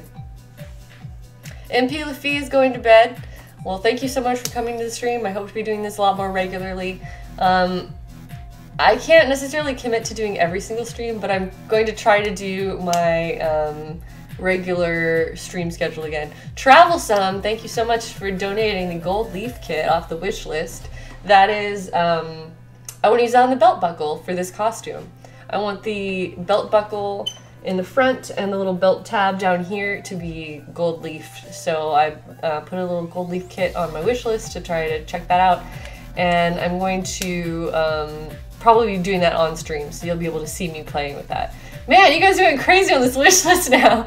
Jesse Highwind, thank you for the sewing needles. I really appreciate that. Those are going to be used here on stuff that I'm sewing for this costume. You guys are great. Daughter of Ungoliant, welcome. Everyone's doing well. I've been drawing a lot. This is everything I just drew on this mock-up during this stream. And yeah. The wish list is under the donation tab. So if you just hit donate, there's like a tab, I think at the top of the page, that's like, you can donate a monetary amount or you can donate an item from the wish list, which is just like, it's basically still a monetary donation, but it's linked specifically to the item. Man, you guys are so generous. You have funded a number of the items on the wish list. So yeah, those are all things that are going to be either directly a part of this costume or directly a part of things that are coming up very soon. Scarlet Moth, thank you for the Silhouette Cameo cutting mat. That's like a 2-foot long one that will be really helpful for making some of the longer applique. Like all of this needs to get cut out in one piece, I'm pretty sure, to get all of like the little details and things.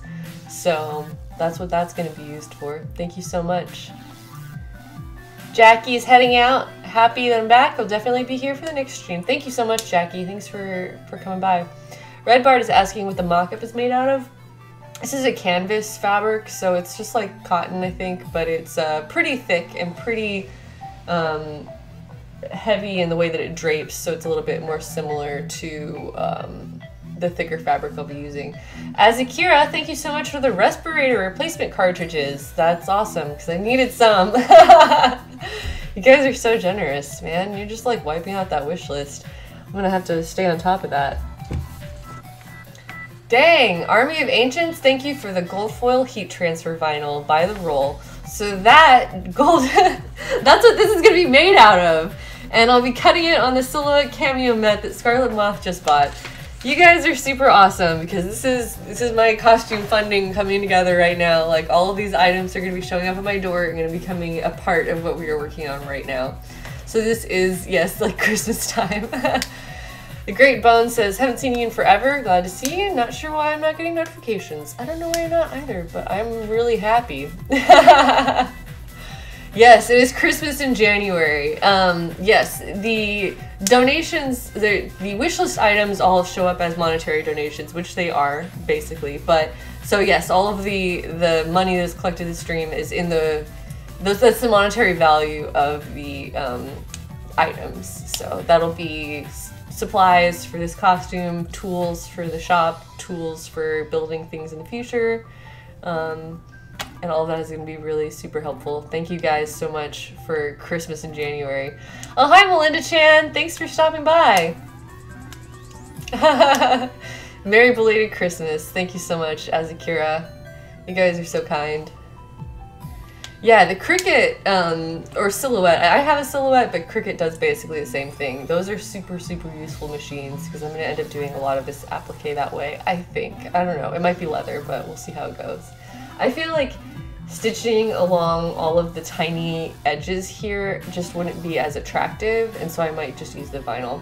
Rose Whiplash, thank you so much for the leather machine needles. That's super useful. It's with my leather industrial machine being down right now, I'm gonna be attempting to stitch the leather on some of my other machines. Thinner leathers should be fine, so I'm gonna need those leather needles. The donations are making up for lost time. Yes, I really appreciate that, and they definitely are. Azakira, I'm glad that I pronounced your name correctly. I always do my best, but don't always do that correctly. Yeah, everyone here is so kind. Like, I've so rarely ever had any issues with anyone in a Twitch chat, and that's so rare because a lot of people's Twitch chats are just not nice places. But you guys are so incredibly kind, and I feel very, very blessed to have such a positive corner of the internet. I need to put a little point on this, and then I'm done with this guy.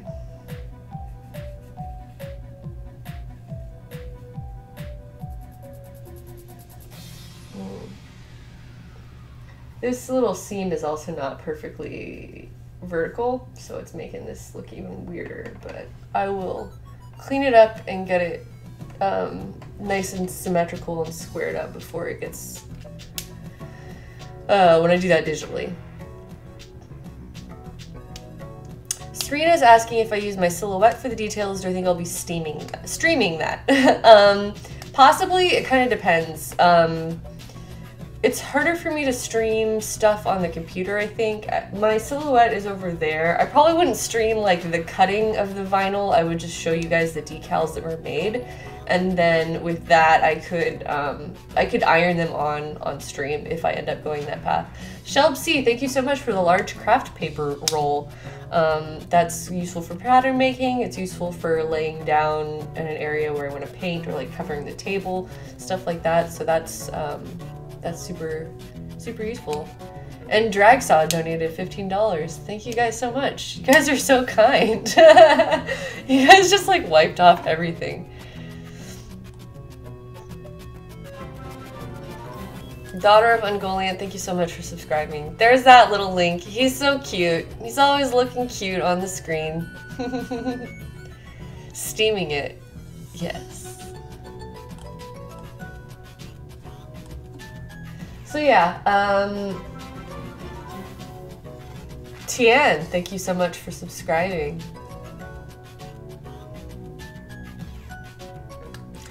OP Live Crime, Op Live Crime, it says, out of curiosity, I know you did the Squid Kid costume for Nintendo. Do you prefer to only work with larger sponsors like them, or would you work with smaller organizations as well? It's not necessarily the size of the organization that would determine whether or not I would do a sponsored costume. It's more to do with, are they going to pay a reasonable rate for the amount of work that they're asking for? Which, for someone like Nintendo, yes, they will, because it's for a major event and they understand. It was also a pretty short deadline. I had like 2 weeks to put the costume together. So, you know, I asked for a rate that I thought was fair, and they were like, cool, great, yeah, sounds good. But a lot of smaller companies can't necessarily afford that, or they expect it to be cheaper than it needs to be for it to be like worthwhile.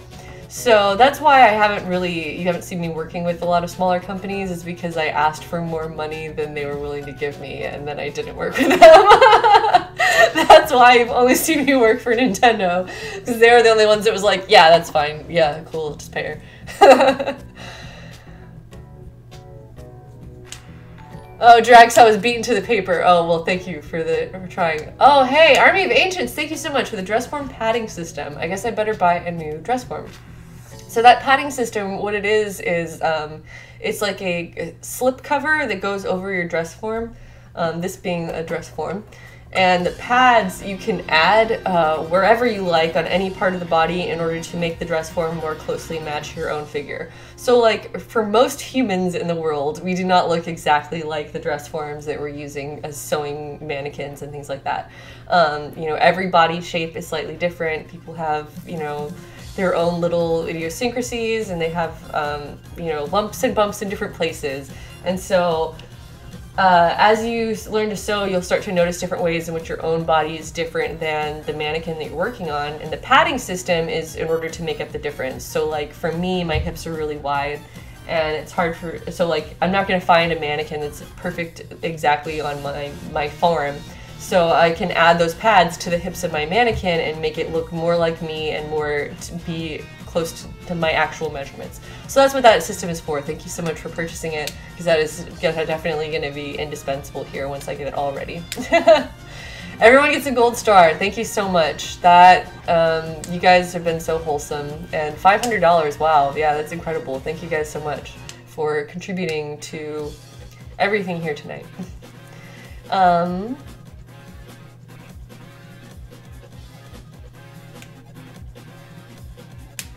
Hello, Mr. Bo Barley.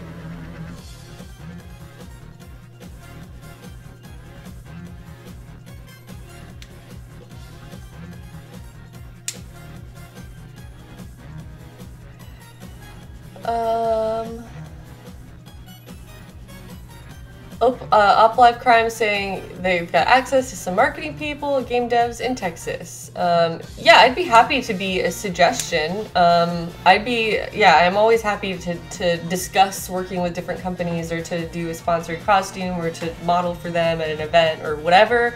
But it ultimately comes down to, you know, when that event is happening, how much time I have to prepare, what goes into making that specific costume, you know, all of those details are going to determine whether or not I can do it. But yeah, I would love to be recommended or somebody to talk to about that. Anyway, yeah, what time are we at? It's been almost 2 hours, which I honestly thought I'd be streaming for a lot longer, but I'm not sure what else I have ready to work on at this exact moment. I do like hanging out with you guys, though. I guess I could work on the belt. I don't want to just end up sitting here and chatting nonstop all night and then never finishing my costume, although this has been really fun. Promote the Heidi shamelessly. Yes, thank you, Rose with Flash. You guys are so kind. Alright, I'm just lifting this up a little bit so that we have the belt more in view again. Oh, Scarlet Moth, thank you so much for suggesting us as convention guests in Australia. We would love to come to Australia, but it's one of those things where it's just, it'd be a really expensive trip. And it's way more feasible if we can get there as part of an event. Yeah, so Mr. Bo Barley, I'm making custom cosplay costumes. This is for me to wear. This is what we're working on. This is Zelda from the new Breath of the Wild DLC. And so that's what I'm aiming for, is that what I'm working on here will eventually look like this, and you can see some of the details that I'm starting to draw in to make it match. Hi, Virtually Honest. Oh, that's a really cute cat emote where it's like 2 halves of a cat and 2 emotes. I love it so much.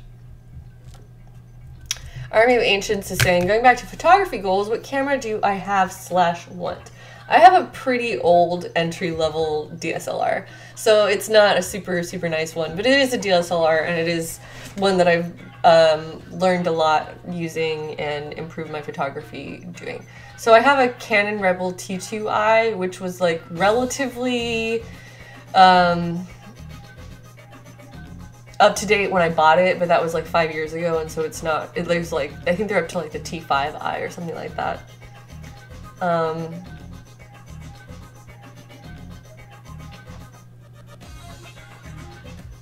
So yeah, I don't have like a crazy nice camera or anything. I use Canon cameras, and so I have Canon lenses and stuff, so I'll probably stick with Canon. But I would love to get a better camera body at some point. I just haven't yet. I need to decide whether or not this belt is going to be a tiny bit thinner, and I think it needs to be. I'm going to like shave off like 1/4 of an inch or something of this whole thing. I'm just going to work over here on my nice lit up desk now that I have. This is like a major improvement over my old streaming setup, but hopefully I have room for everything because it's also quite a bit smaller. Alright. Daughter of Ungoliant says that she got a sewing machine for her birthday. That's so cool. So you're starting a first cosplay project, or first project. I hope it's a cosplay. That'd be pretty awesome. But yeah, I'd love to see what you end up making with that. That's really cool.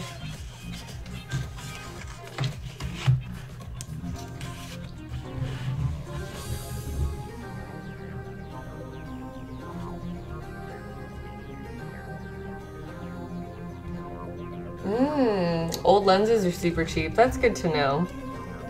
Analog lenses. I don't remember if mine does work with analog lenses or not. So yeah, I'm just gonna shave off 1/4 of an inch here. Which means I need to erase my like hastily sketched on belt end shape, but that's fine. I'm just gonna use scissors for this. Yeah, I recently bought a new lens. It's a 50mm 1.4, not the 1.2, which is, I know, highly coveted, but it's still pretty good.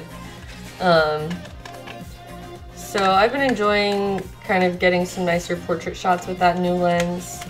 I want to challenge myself to do more with my camera before I invest in a new one. Maybe that can be like a future stream goal or something. But, oh, Within One Tiger is heading to bed. Well, thank you so much for coming by. It's been really great. Happy to see familiar faces here. I'm really happy to hear that your D&D stuff is going so well. And thanks for coming by. I was marking the general placement of that. Yeah, I want to, because I've been spending so much money on stuff related to this cosplay, like setting up my workshop and all that. I'm trying to just take it one thing at a time and like not just buy things for the sake of buying things. And like I'm just trying to take it slow.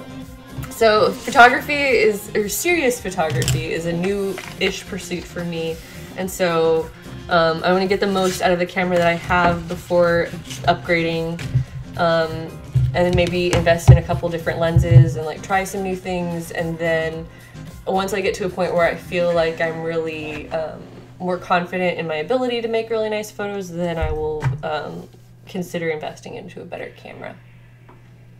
What about the new faces, Ezekira? I'm happy to see you too.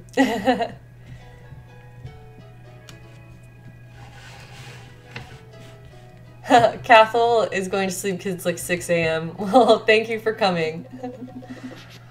Oh, you guys are awesome. People staying up to all hours of the night to watch a stream.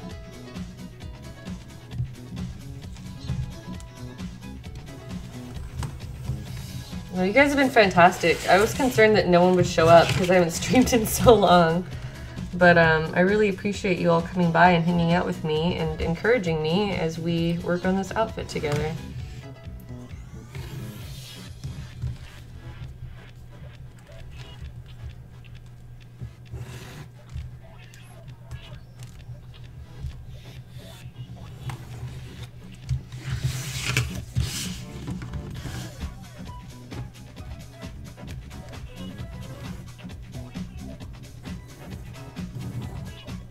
I do wish this camera on the desk provided like a wider angle of view, but I'll have to adjust things. This is still early in the setup. Sorry if it's not. I'll get back more on camera. What's up? Good afternoon, Australia.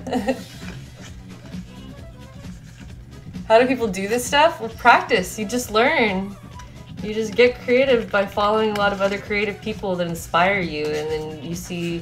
So that's what happened to me. Is I followed a bunch of cosplayers like years and years ago because I was just so inspired by them, and I was fascinated by cosplay as a concept, and I thought it was really cool that people could do all of this and make all of this. And then I just started like kind of picking up tips from them and decided like to take the plunge because I was so interested, and I wanted to do it myself. So when I started, I had no idea what I was doing. I would just go to like thrift stores and look around at clothes and buy things that were kind of similar, or like buy things I could deconstruct and use as a pattern because I already tried it on, I knew it fit me. Stuff like that.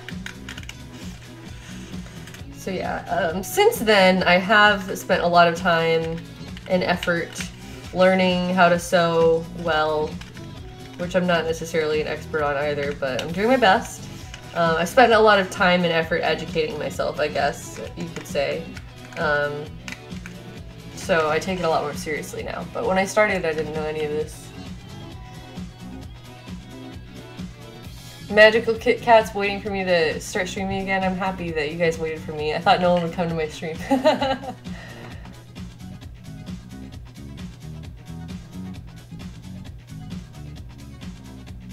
Yeah, a lot of cosplayers are self-taught because I think that we just get so excited seeing each other make things that we're just like, I need to learn how to do that, and then you go and you watch your YouTube tutorials or whatever, wherever you learn from.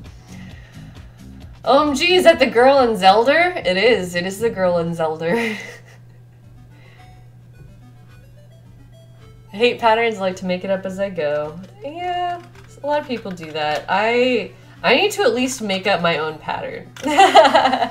It works out better that way, when even if you're just kind of improvising, improvise on your mock-up. Is that Zelda's girlfriend? It is. You got it. That's the right character. Boom.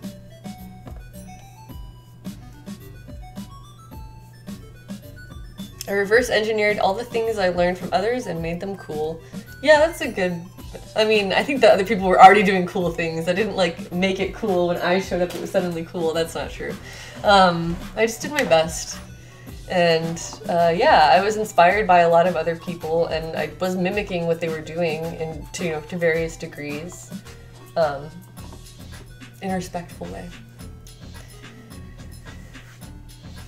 Yeah, and cosplay is a niche enough where it highly encourages people to be self-taught since it takes different elements from different areas, and that's super true. Because there are so many different ways to do cosplay. Like, you don't have to make your own costumes, number one, but a lot of people do. And that's cool. So within that, there's, you know, so many different ways to go about it, and so many different ways to get involved, and to, like, you can choose to focus on props, or focus on sewing, or focus on makeup, or, I don't know, focus on modeling. Like, there's so many different ways to do it, and there's not necessarily, like, a wrong or a right way. And it helps a lot when you can do at least some of all of the above. And the more well-rounded you are, I think that that really pays off in terms of, like, the final product, and being able to fine-tune everything so that your props are good, and your poses are good, and your modeling is good, and your makeup is good. It takes a really long time to just get to level up those various different skills. I do like this belt better, just barely thinner. I'm gonna, like, scoot it back so you can see a little bit more of it. It's like a really subtle difference, but I think it helps. Let me check over here.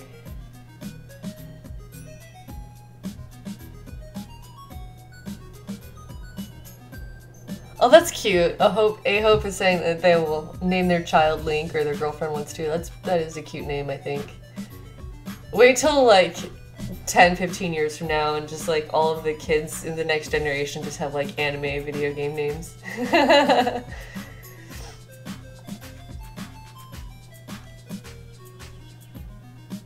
Yeah, Katrina face, I agree that thinner belt is a little bit more accurate. I still wanted it to be like wide enough that it looks pretty substantial, but I think that the proportions here, I'm gonna turn around and look at it too with my comparison image. Yeah, I'm pretty reasonably happy with all of this. I need to go ahead and cut this front panel off, but I'm like scared. I mean, like, I'll do it. I've got this planned out exactly where I want it to be, but I'm just like, what if I change it? What if I cut it and then I want it to be like an inch longer? So I'm holding off on doing that, but I should honestly just take the plunge.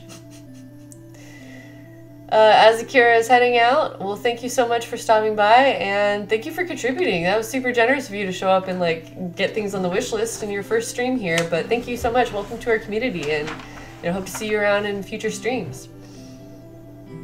Why did I choose this particular Zelda outfit is what Tian is asking. I picked it because I'm gonna be wearing it in a cold convention and I wanted to be warm. I also live in the northern part of the US now. I live in Washington State. I lived in the southern US for basically my whole life, and so now I'm in an area where it actually gets cold. And there's mountains nearby that I could take a drive up and find snow almost year-round, I think. So for those reasons, I was like, oh, if I make a snowy, like a cold weather costume, I can be comfortable and get extra use out of it in these different situations. Army of Ancients asking, what lenses do I currently have? I assume you mean like camera lenses.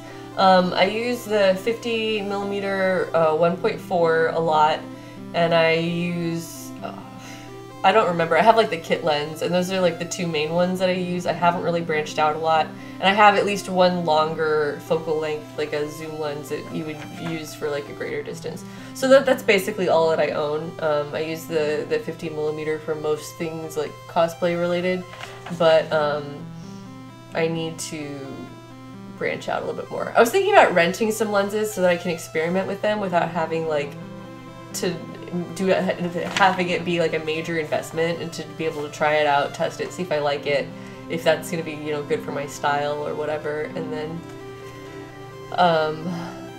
continue on.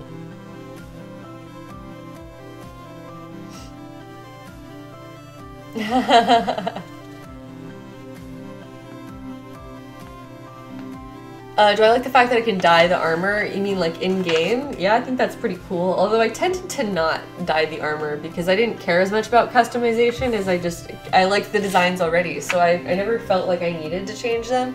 But I mean, like, it's cool that you can. I'm sure a lot of other people really enjoyed that. But I was just kind of like, oh, neat. And then I just kept them the color that they were because I appreciated the design that the artist had put into it.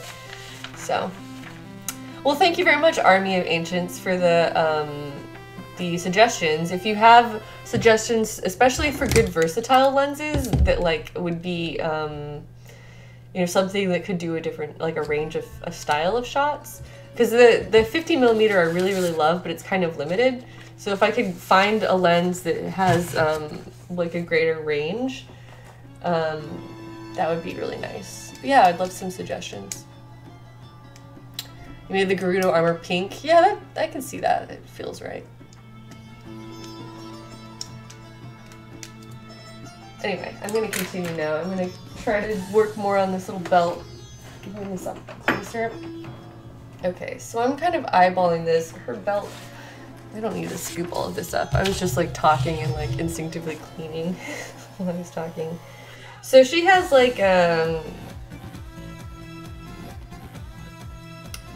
pentagon. That's the word I'm thinking of. Her belt is a pentagon.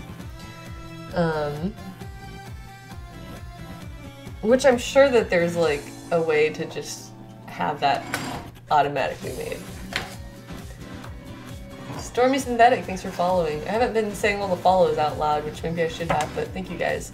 So my favorite area from Breath of the Wild? That's a good question. I really enjoyed the variety. I spent a lot of time in Akala, but I also really liked the Heber region, even though it was cold. I don't know, I just like climbing the mountains a lot. Am I wearing this at EGLX? I wasn't planning on going to EGLX, I don't think. I think Jared is going to that one? I could be wrong. Is that why you asked? Did Jared announce that he was going to that one? I could be wrong.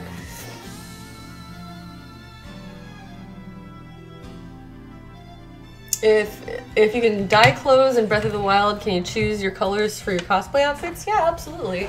I haven't seen that much variety because I think that a lot of cosplayers like to be like highly recognizable. They like to do the default versions, but that's not true of everybody. I mean, some people like to do their own version. They're like, oh, I dyed this in my game, so here's my version of Link, which is really cool too. But I think a lot of people just end up doing the defaults because, again, they want to be recognizable. They want people to look at it and immediately be like, oh, that's the climbing outfit or whatever.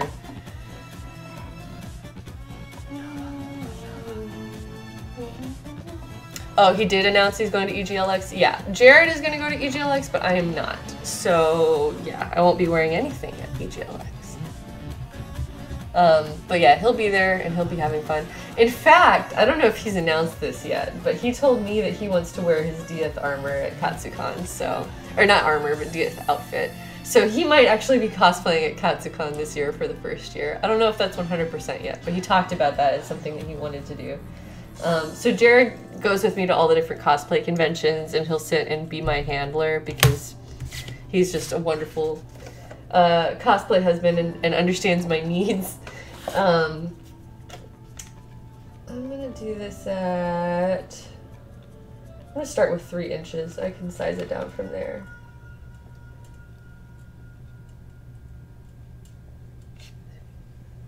Okay. So Jared is always helping me out when I'm in costume and making sure that I'm taken care of and stuff. And so he generally doesn't cosplay or do anything of his own at those types of events.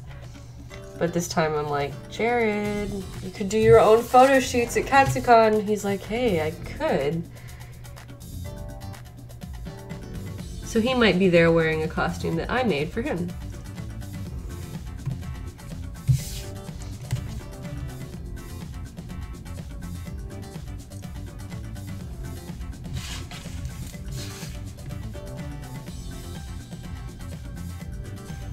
There we go. So I made myself a little 3x3 square. I should be paying more attention to whether I'm in shot. Sorry guys. You know I'm bad at streaming. You know what to expect. Couples goals where he's the handler. That's right. Yeah, one of my top 9 for 2017. It was Jared in his Sailor Mercury costume. He's a cute Sailor Mercury. I told him to wear that to a con sometime. He said he might. Katsu's too cold though. His legs are out.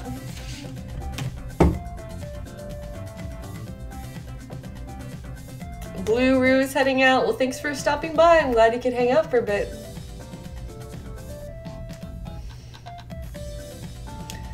Mischievous is asking if we got any tips for trying to figure out what material / fabric is used for a reference picture. And trying to start up a new project, the references are kind of ambiguous to me. Yeah. Is it, you're trying to figure out what material you said? I mean, if you wanna share, I think you'll have to get permission to post a link, but any of the mods can permit you. If you want to post a link to what you are referring to, like whatever the costume is that you're trying to do, then we can take a look at it and potentially advise you.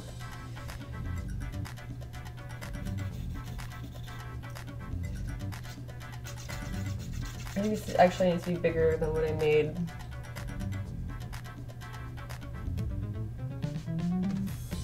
Maybe just lift it up higher.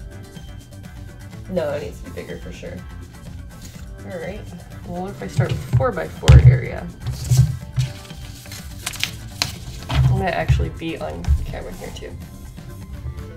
Yeah, last year Katsu was really nice. The weather was, like they're saying, like 60 degrees. But in the previous years, it's not always like that. So you kind of have to just gamble on whether or not you're gonna be weather appropriate or super cold. So yeah, even if I end up making, you know, a wonderful little snowsuit and then it's still like super warm, I'm not going to be upset about that. I'll be fine. You know, even if I'm slightly toasty, it's not going to be an issue. But if I show up in something that's more summery, let's say, and then it ends up being super cold, I'm gonna be full of regret. So I'm better safe than sorry in my costume choice this year, and just that I know that I need to prepare for the worst. Oh, thank you, Katrina Face, for giving us a link to what Miss Civis is talking about. Oh, the Mercy costume.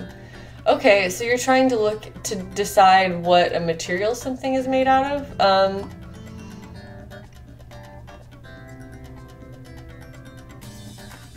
Oh, I wasn't, so, well, the white parts are some sort of plastic, a metal/plastic like material, or a thick leather. I've always imagined that that was some type of like plastic, or like, rather that I think that with the cosplay, I think thermoplastic is a really good and valid choice. I don't think that, you know, you could do foam, you could probably do leather, but I don't really see it as leather item. I would say that like in the world of the game, it's probably metal or fiberglass or something that's like a hard surface. That's what it looks like to me anyway. So whether or not you try to do that out of whatever real life material you choose, I feel like should probably reflect that.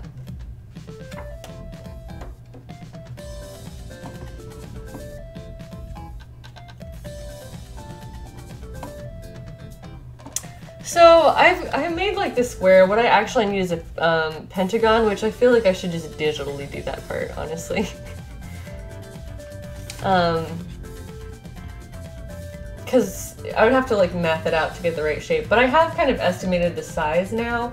I think I'm just gonna like digitally create some pentagons and print them out and then decide exactly, because that way I know that the angles will be right, and I don't want to sit here and struggle with something for a long time that I could just easily make on a computer. So that part is meh. I guess I can take this belt off and work more on this desk.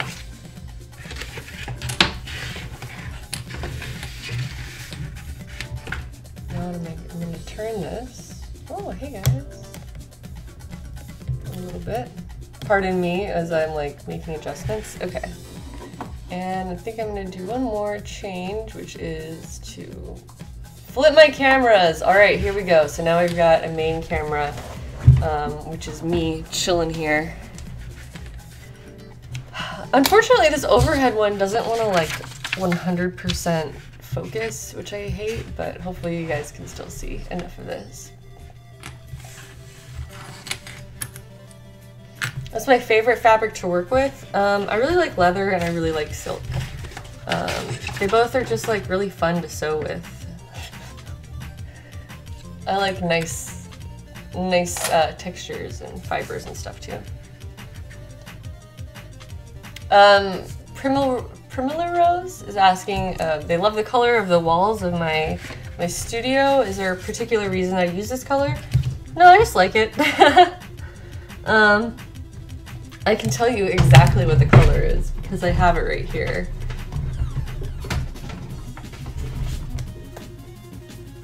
Right here, I've got two cards. Mine is this middle one. It's called Bali High Teal, and it is by Glidden. And this one on the bottom is the color that Jared uses on his wall. And this one is Marquis Dynasty's Haute Couture.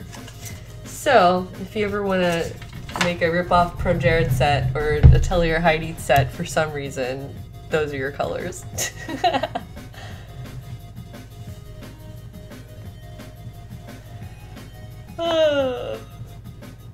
Alright, I'm getting back to work now. Oh, that's right, I was trying to line up the center point here.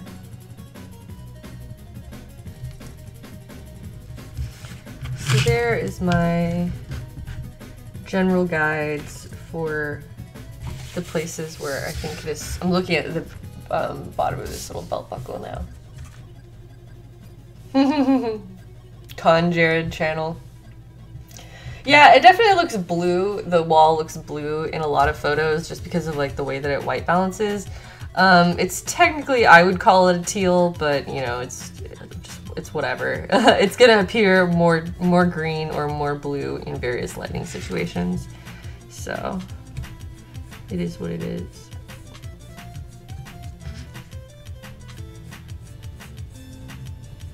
So this might not be, again, 100% symmetrical. I'm gonna do my best, but the important part is that we're blocking out shapes and sizes and proportions, and not necessarily that it is 100% flawless,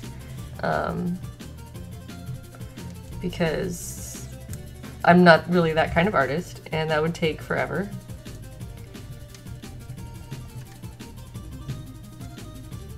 What we'd want is something that we can work with.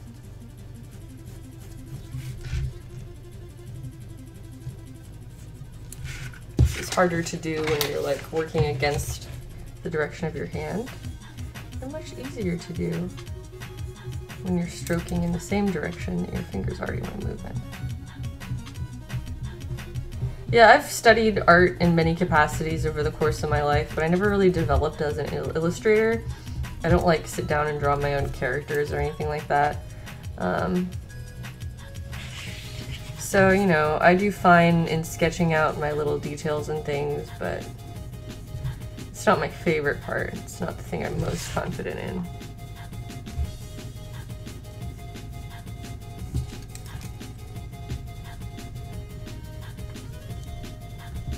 Clean up that line a little bit. All right.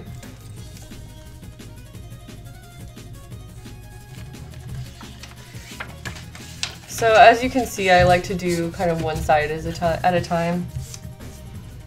My reference is pretty small. I could probably make this outer wall thicker, and I think that I will. Oh, you know, that's a good point. So I want to make something that will fit around the leather, and if this is my strip of leather, I should make it larger. Like...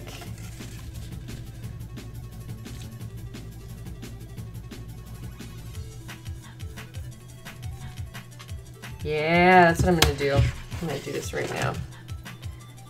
I'm going to cut this out.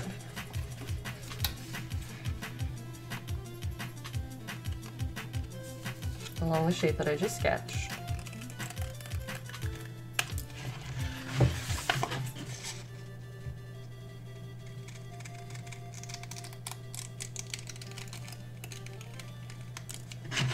Okay.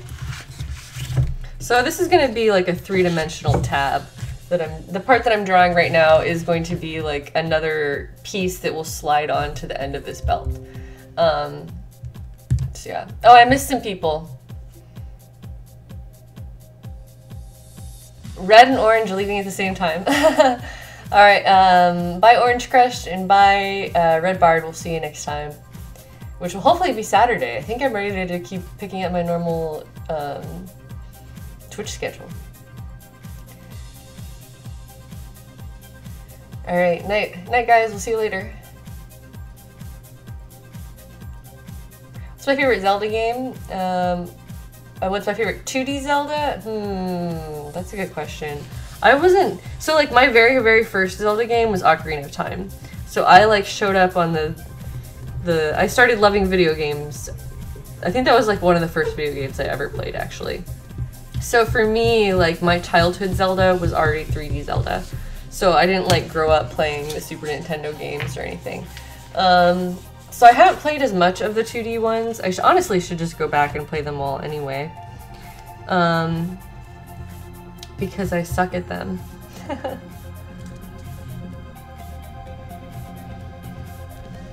I did play like Phantom Hourglass. I don't know if that counts, and people will probably be mad if I say that's my favorite one that's 2D because I know a lot of people didn't like that one.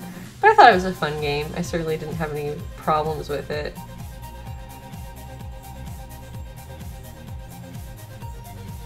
Okay, so now I have expanded this to accommodate for the fact that I want this to be a piece that slides over.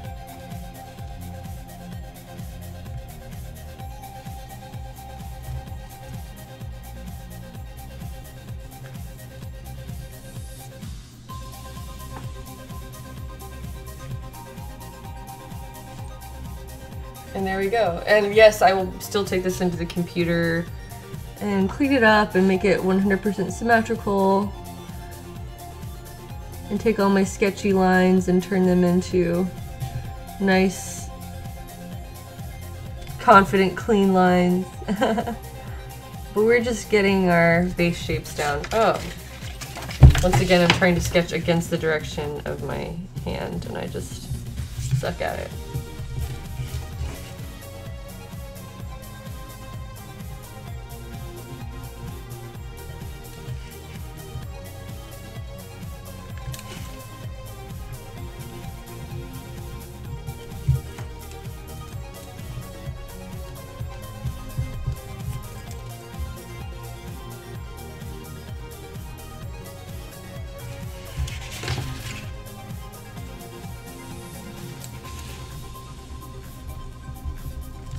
Alright, cool. Well, there's that. And this part, I'm also going to tack that on. I'm just going to cut this out and literally tape it on, and treat it all as one piece from now on. And so when I scan it, it'll get scanned as one piece and then traced digitally as one piece, and then will be, I believe, laser cut in slices. I think that's how I'll probably go about it.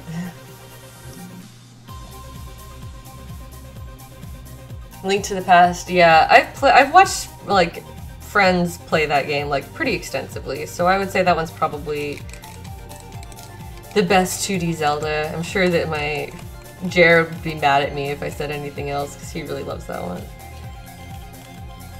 So yeah, I know that it's good. I just personally haven't spent as much time with those games as I have with the 3D Zeldas. I'm gonna grab my tape, which I don't think is over here. Oh. Unless I have a second bin of tape right above me, which I do.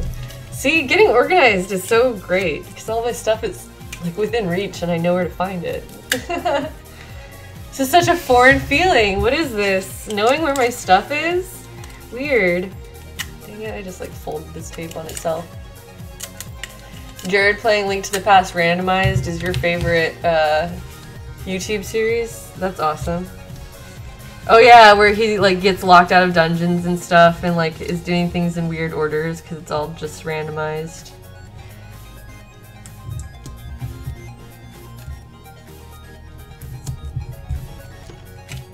Straight up taping it to my table.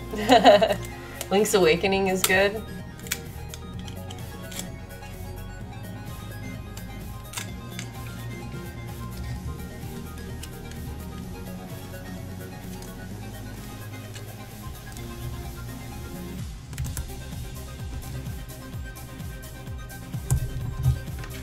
Alright.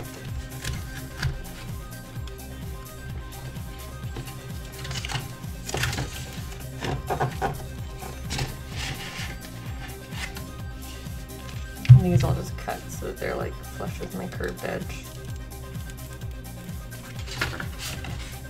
Probably spending too much time on this stuff, obviously. Honestly, I should just be messier and work faster. If I really wanted to work as fast as I possibly could, I wouldn't be streaming. I do end up getting at least mildly distracted when I stream, but it's still worth it to have company. And it does keep me on task overall, and that I'm still, you know, thinking about my goal and staying active. Ooh.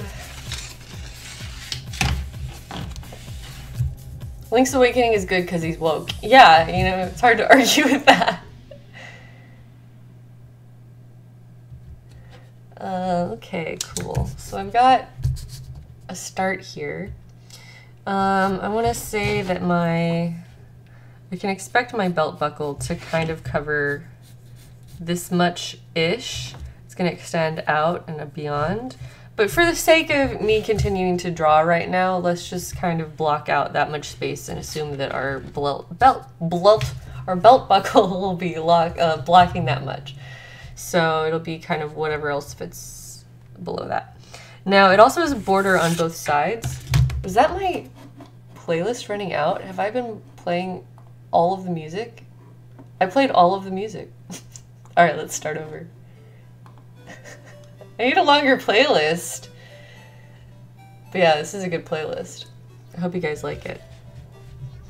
So I'm gonna say that the borders will be about 1/4 inch. I'm deciding that right now. Executive decision, 1/4 inch borders.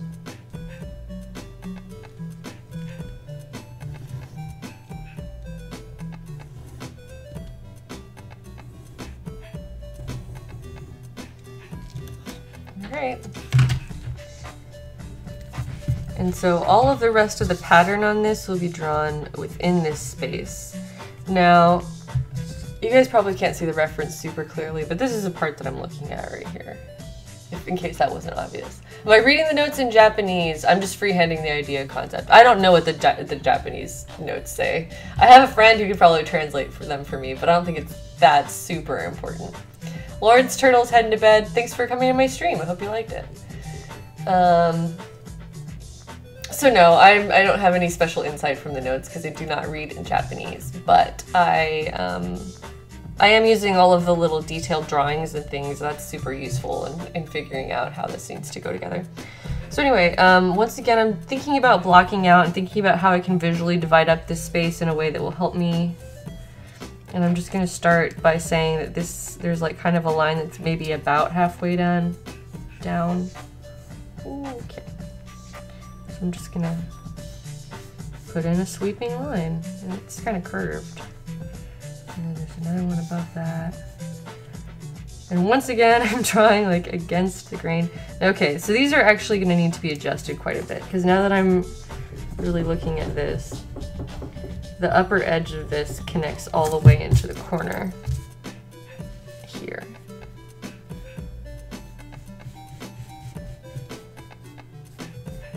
So I think I just need to start planning to draw thicker lines. Okay. Can you guys see what I'm doing? Yeah, you can see well enough, I guess. Sorry that it's like slightly blurry. You know, it is what it is.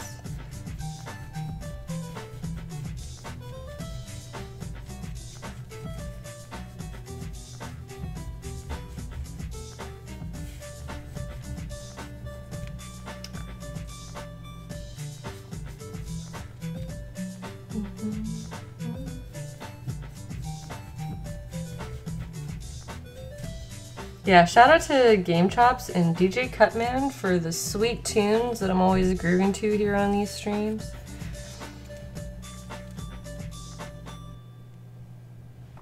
Yeah, it needs to be thicker. I'm like afraid to make it as thick as it needs to be, honestly. It's gonna help a lot if I'm able to do these sweeping lines, again, with the direction that my hand wants to draw them in. And you know, even if this doesn't turn out like 100% accurate, you could really easily kind of like fudge the details here in terms of like exact line placement and the exact size and the way that they interact with each other. And that's fine. Like, you're honestly like interpreting some pretty rough references to begin with, but I like to at least put the effort in where I can and to try to be as accurate as I can. And when it comes to a point where it's not really working out, then you just say like, okay, well, you know, I tried. Shelb C is heading to bed. And little value? Who's that? Oh yeah, little value. Go to bed. Thanks for stopping by. See you next time.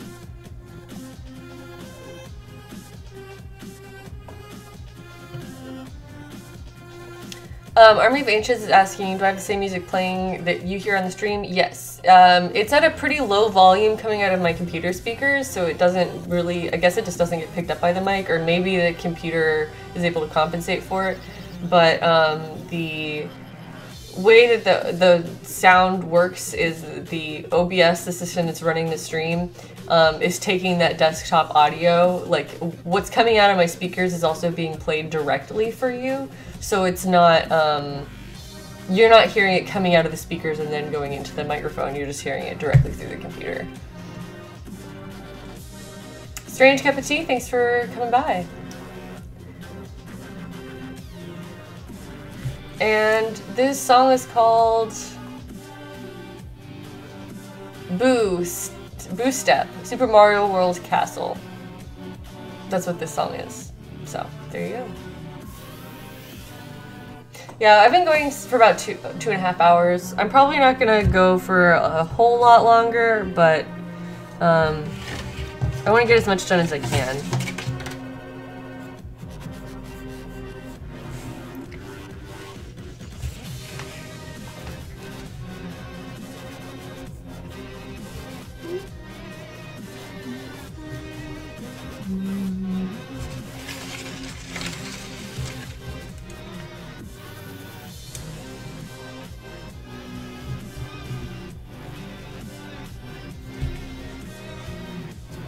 Yeah, I have to like make all of these lines much thicker than I feel like is I guess intuitive. It feels like it's like counterintuitive. Like they look so small in the reference image that I'm drawing from, and then when I consider how much space I have to fill to like upscale it, it's like suddenly they're huge. Dark Floof Bun says, "Night, friends, and thanks for coming. Thanks for coming to your first Tell Your Heidi stream. I'm happy to see you here." And Kanto Falsky. I don't know how to say that, but I hope I said it okay. Have a good night, Kanto. So yeah, I probably won't be streaming for a lot longer, but I'm gonna try and at least do this section of the belt since I've started and we're working on this right now. So. Get back to it.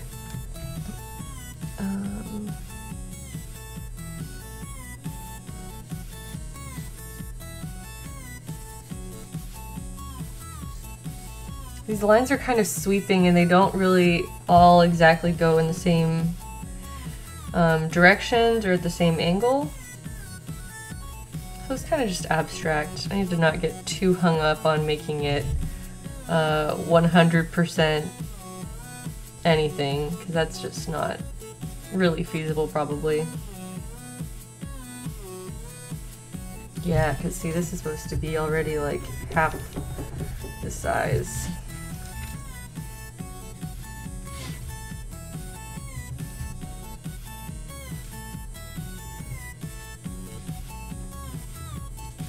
Yeah, none of the lines are like really straight or really even, and nothing's really divided up in a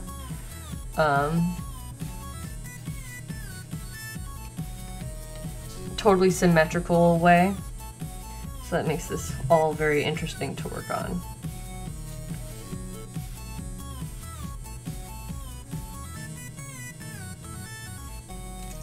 And once again, that one needs to be a little bit thicker.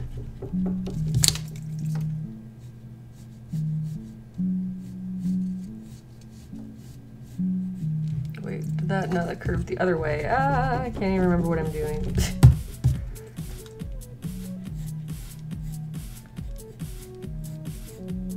That's fine.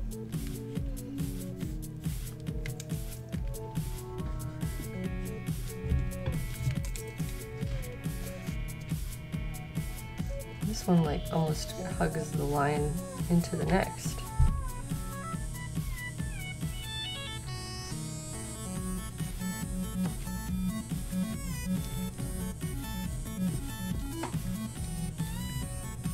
It actually looks quite pretty when you examine the way that the lines are all interacting. It does seem like it has a little bit more method to the madness than I originally expected.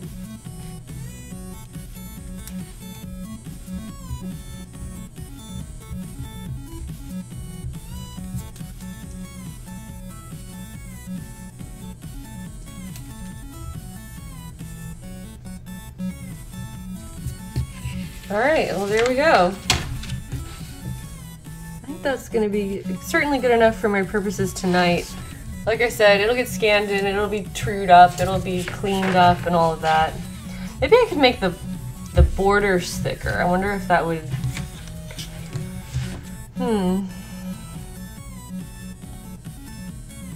I don't know that it would make a really substantial difference. Maybe a tiny difference. I'm gonna experiment with that. This isn't really a great way of doing it though. Oh, it's fine. If I make the side borders thicker, does that compensate for like the weird proportion here? I think it helps a little bit at least.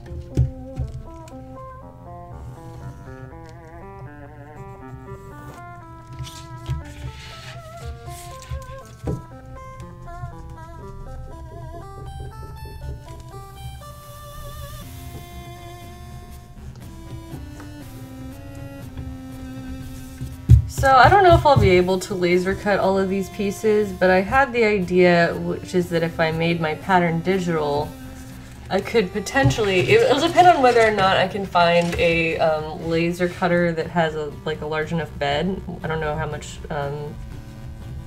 what size this laser cutter is that I have access to through my friend. But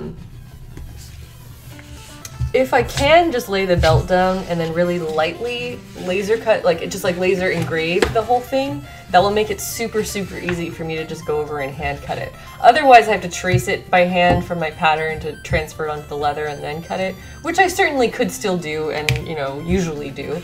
But that would save me a lot of time if I had it laser cut or laser etched so that it would form the general pattern for me, and then I can just cut over those lines. But anyway, that's my plan. That's where I'm going. I'm gonna go ahead and call it a night on the stream because I have to use the restroom.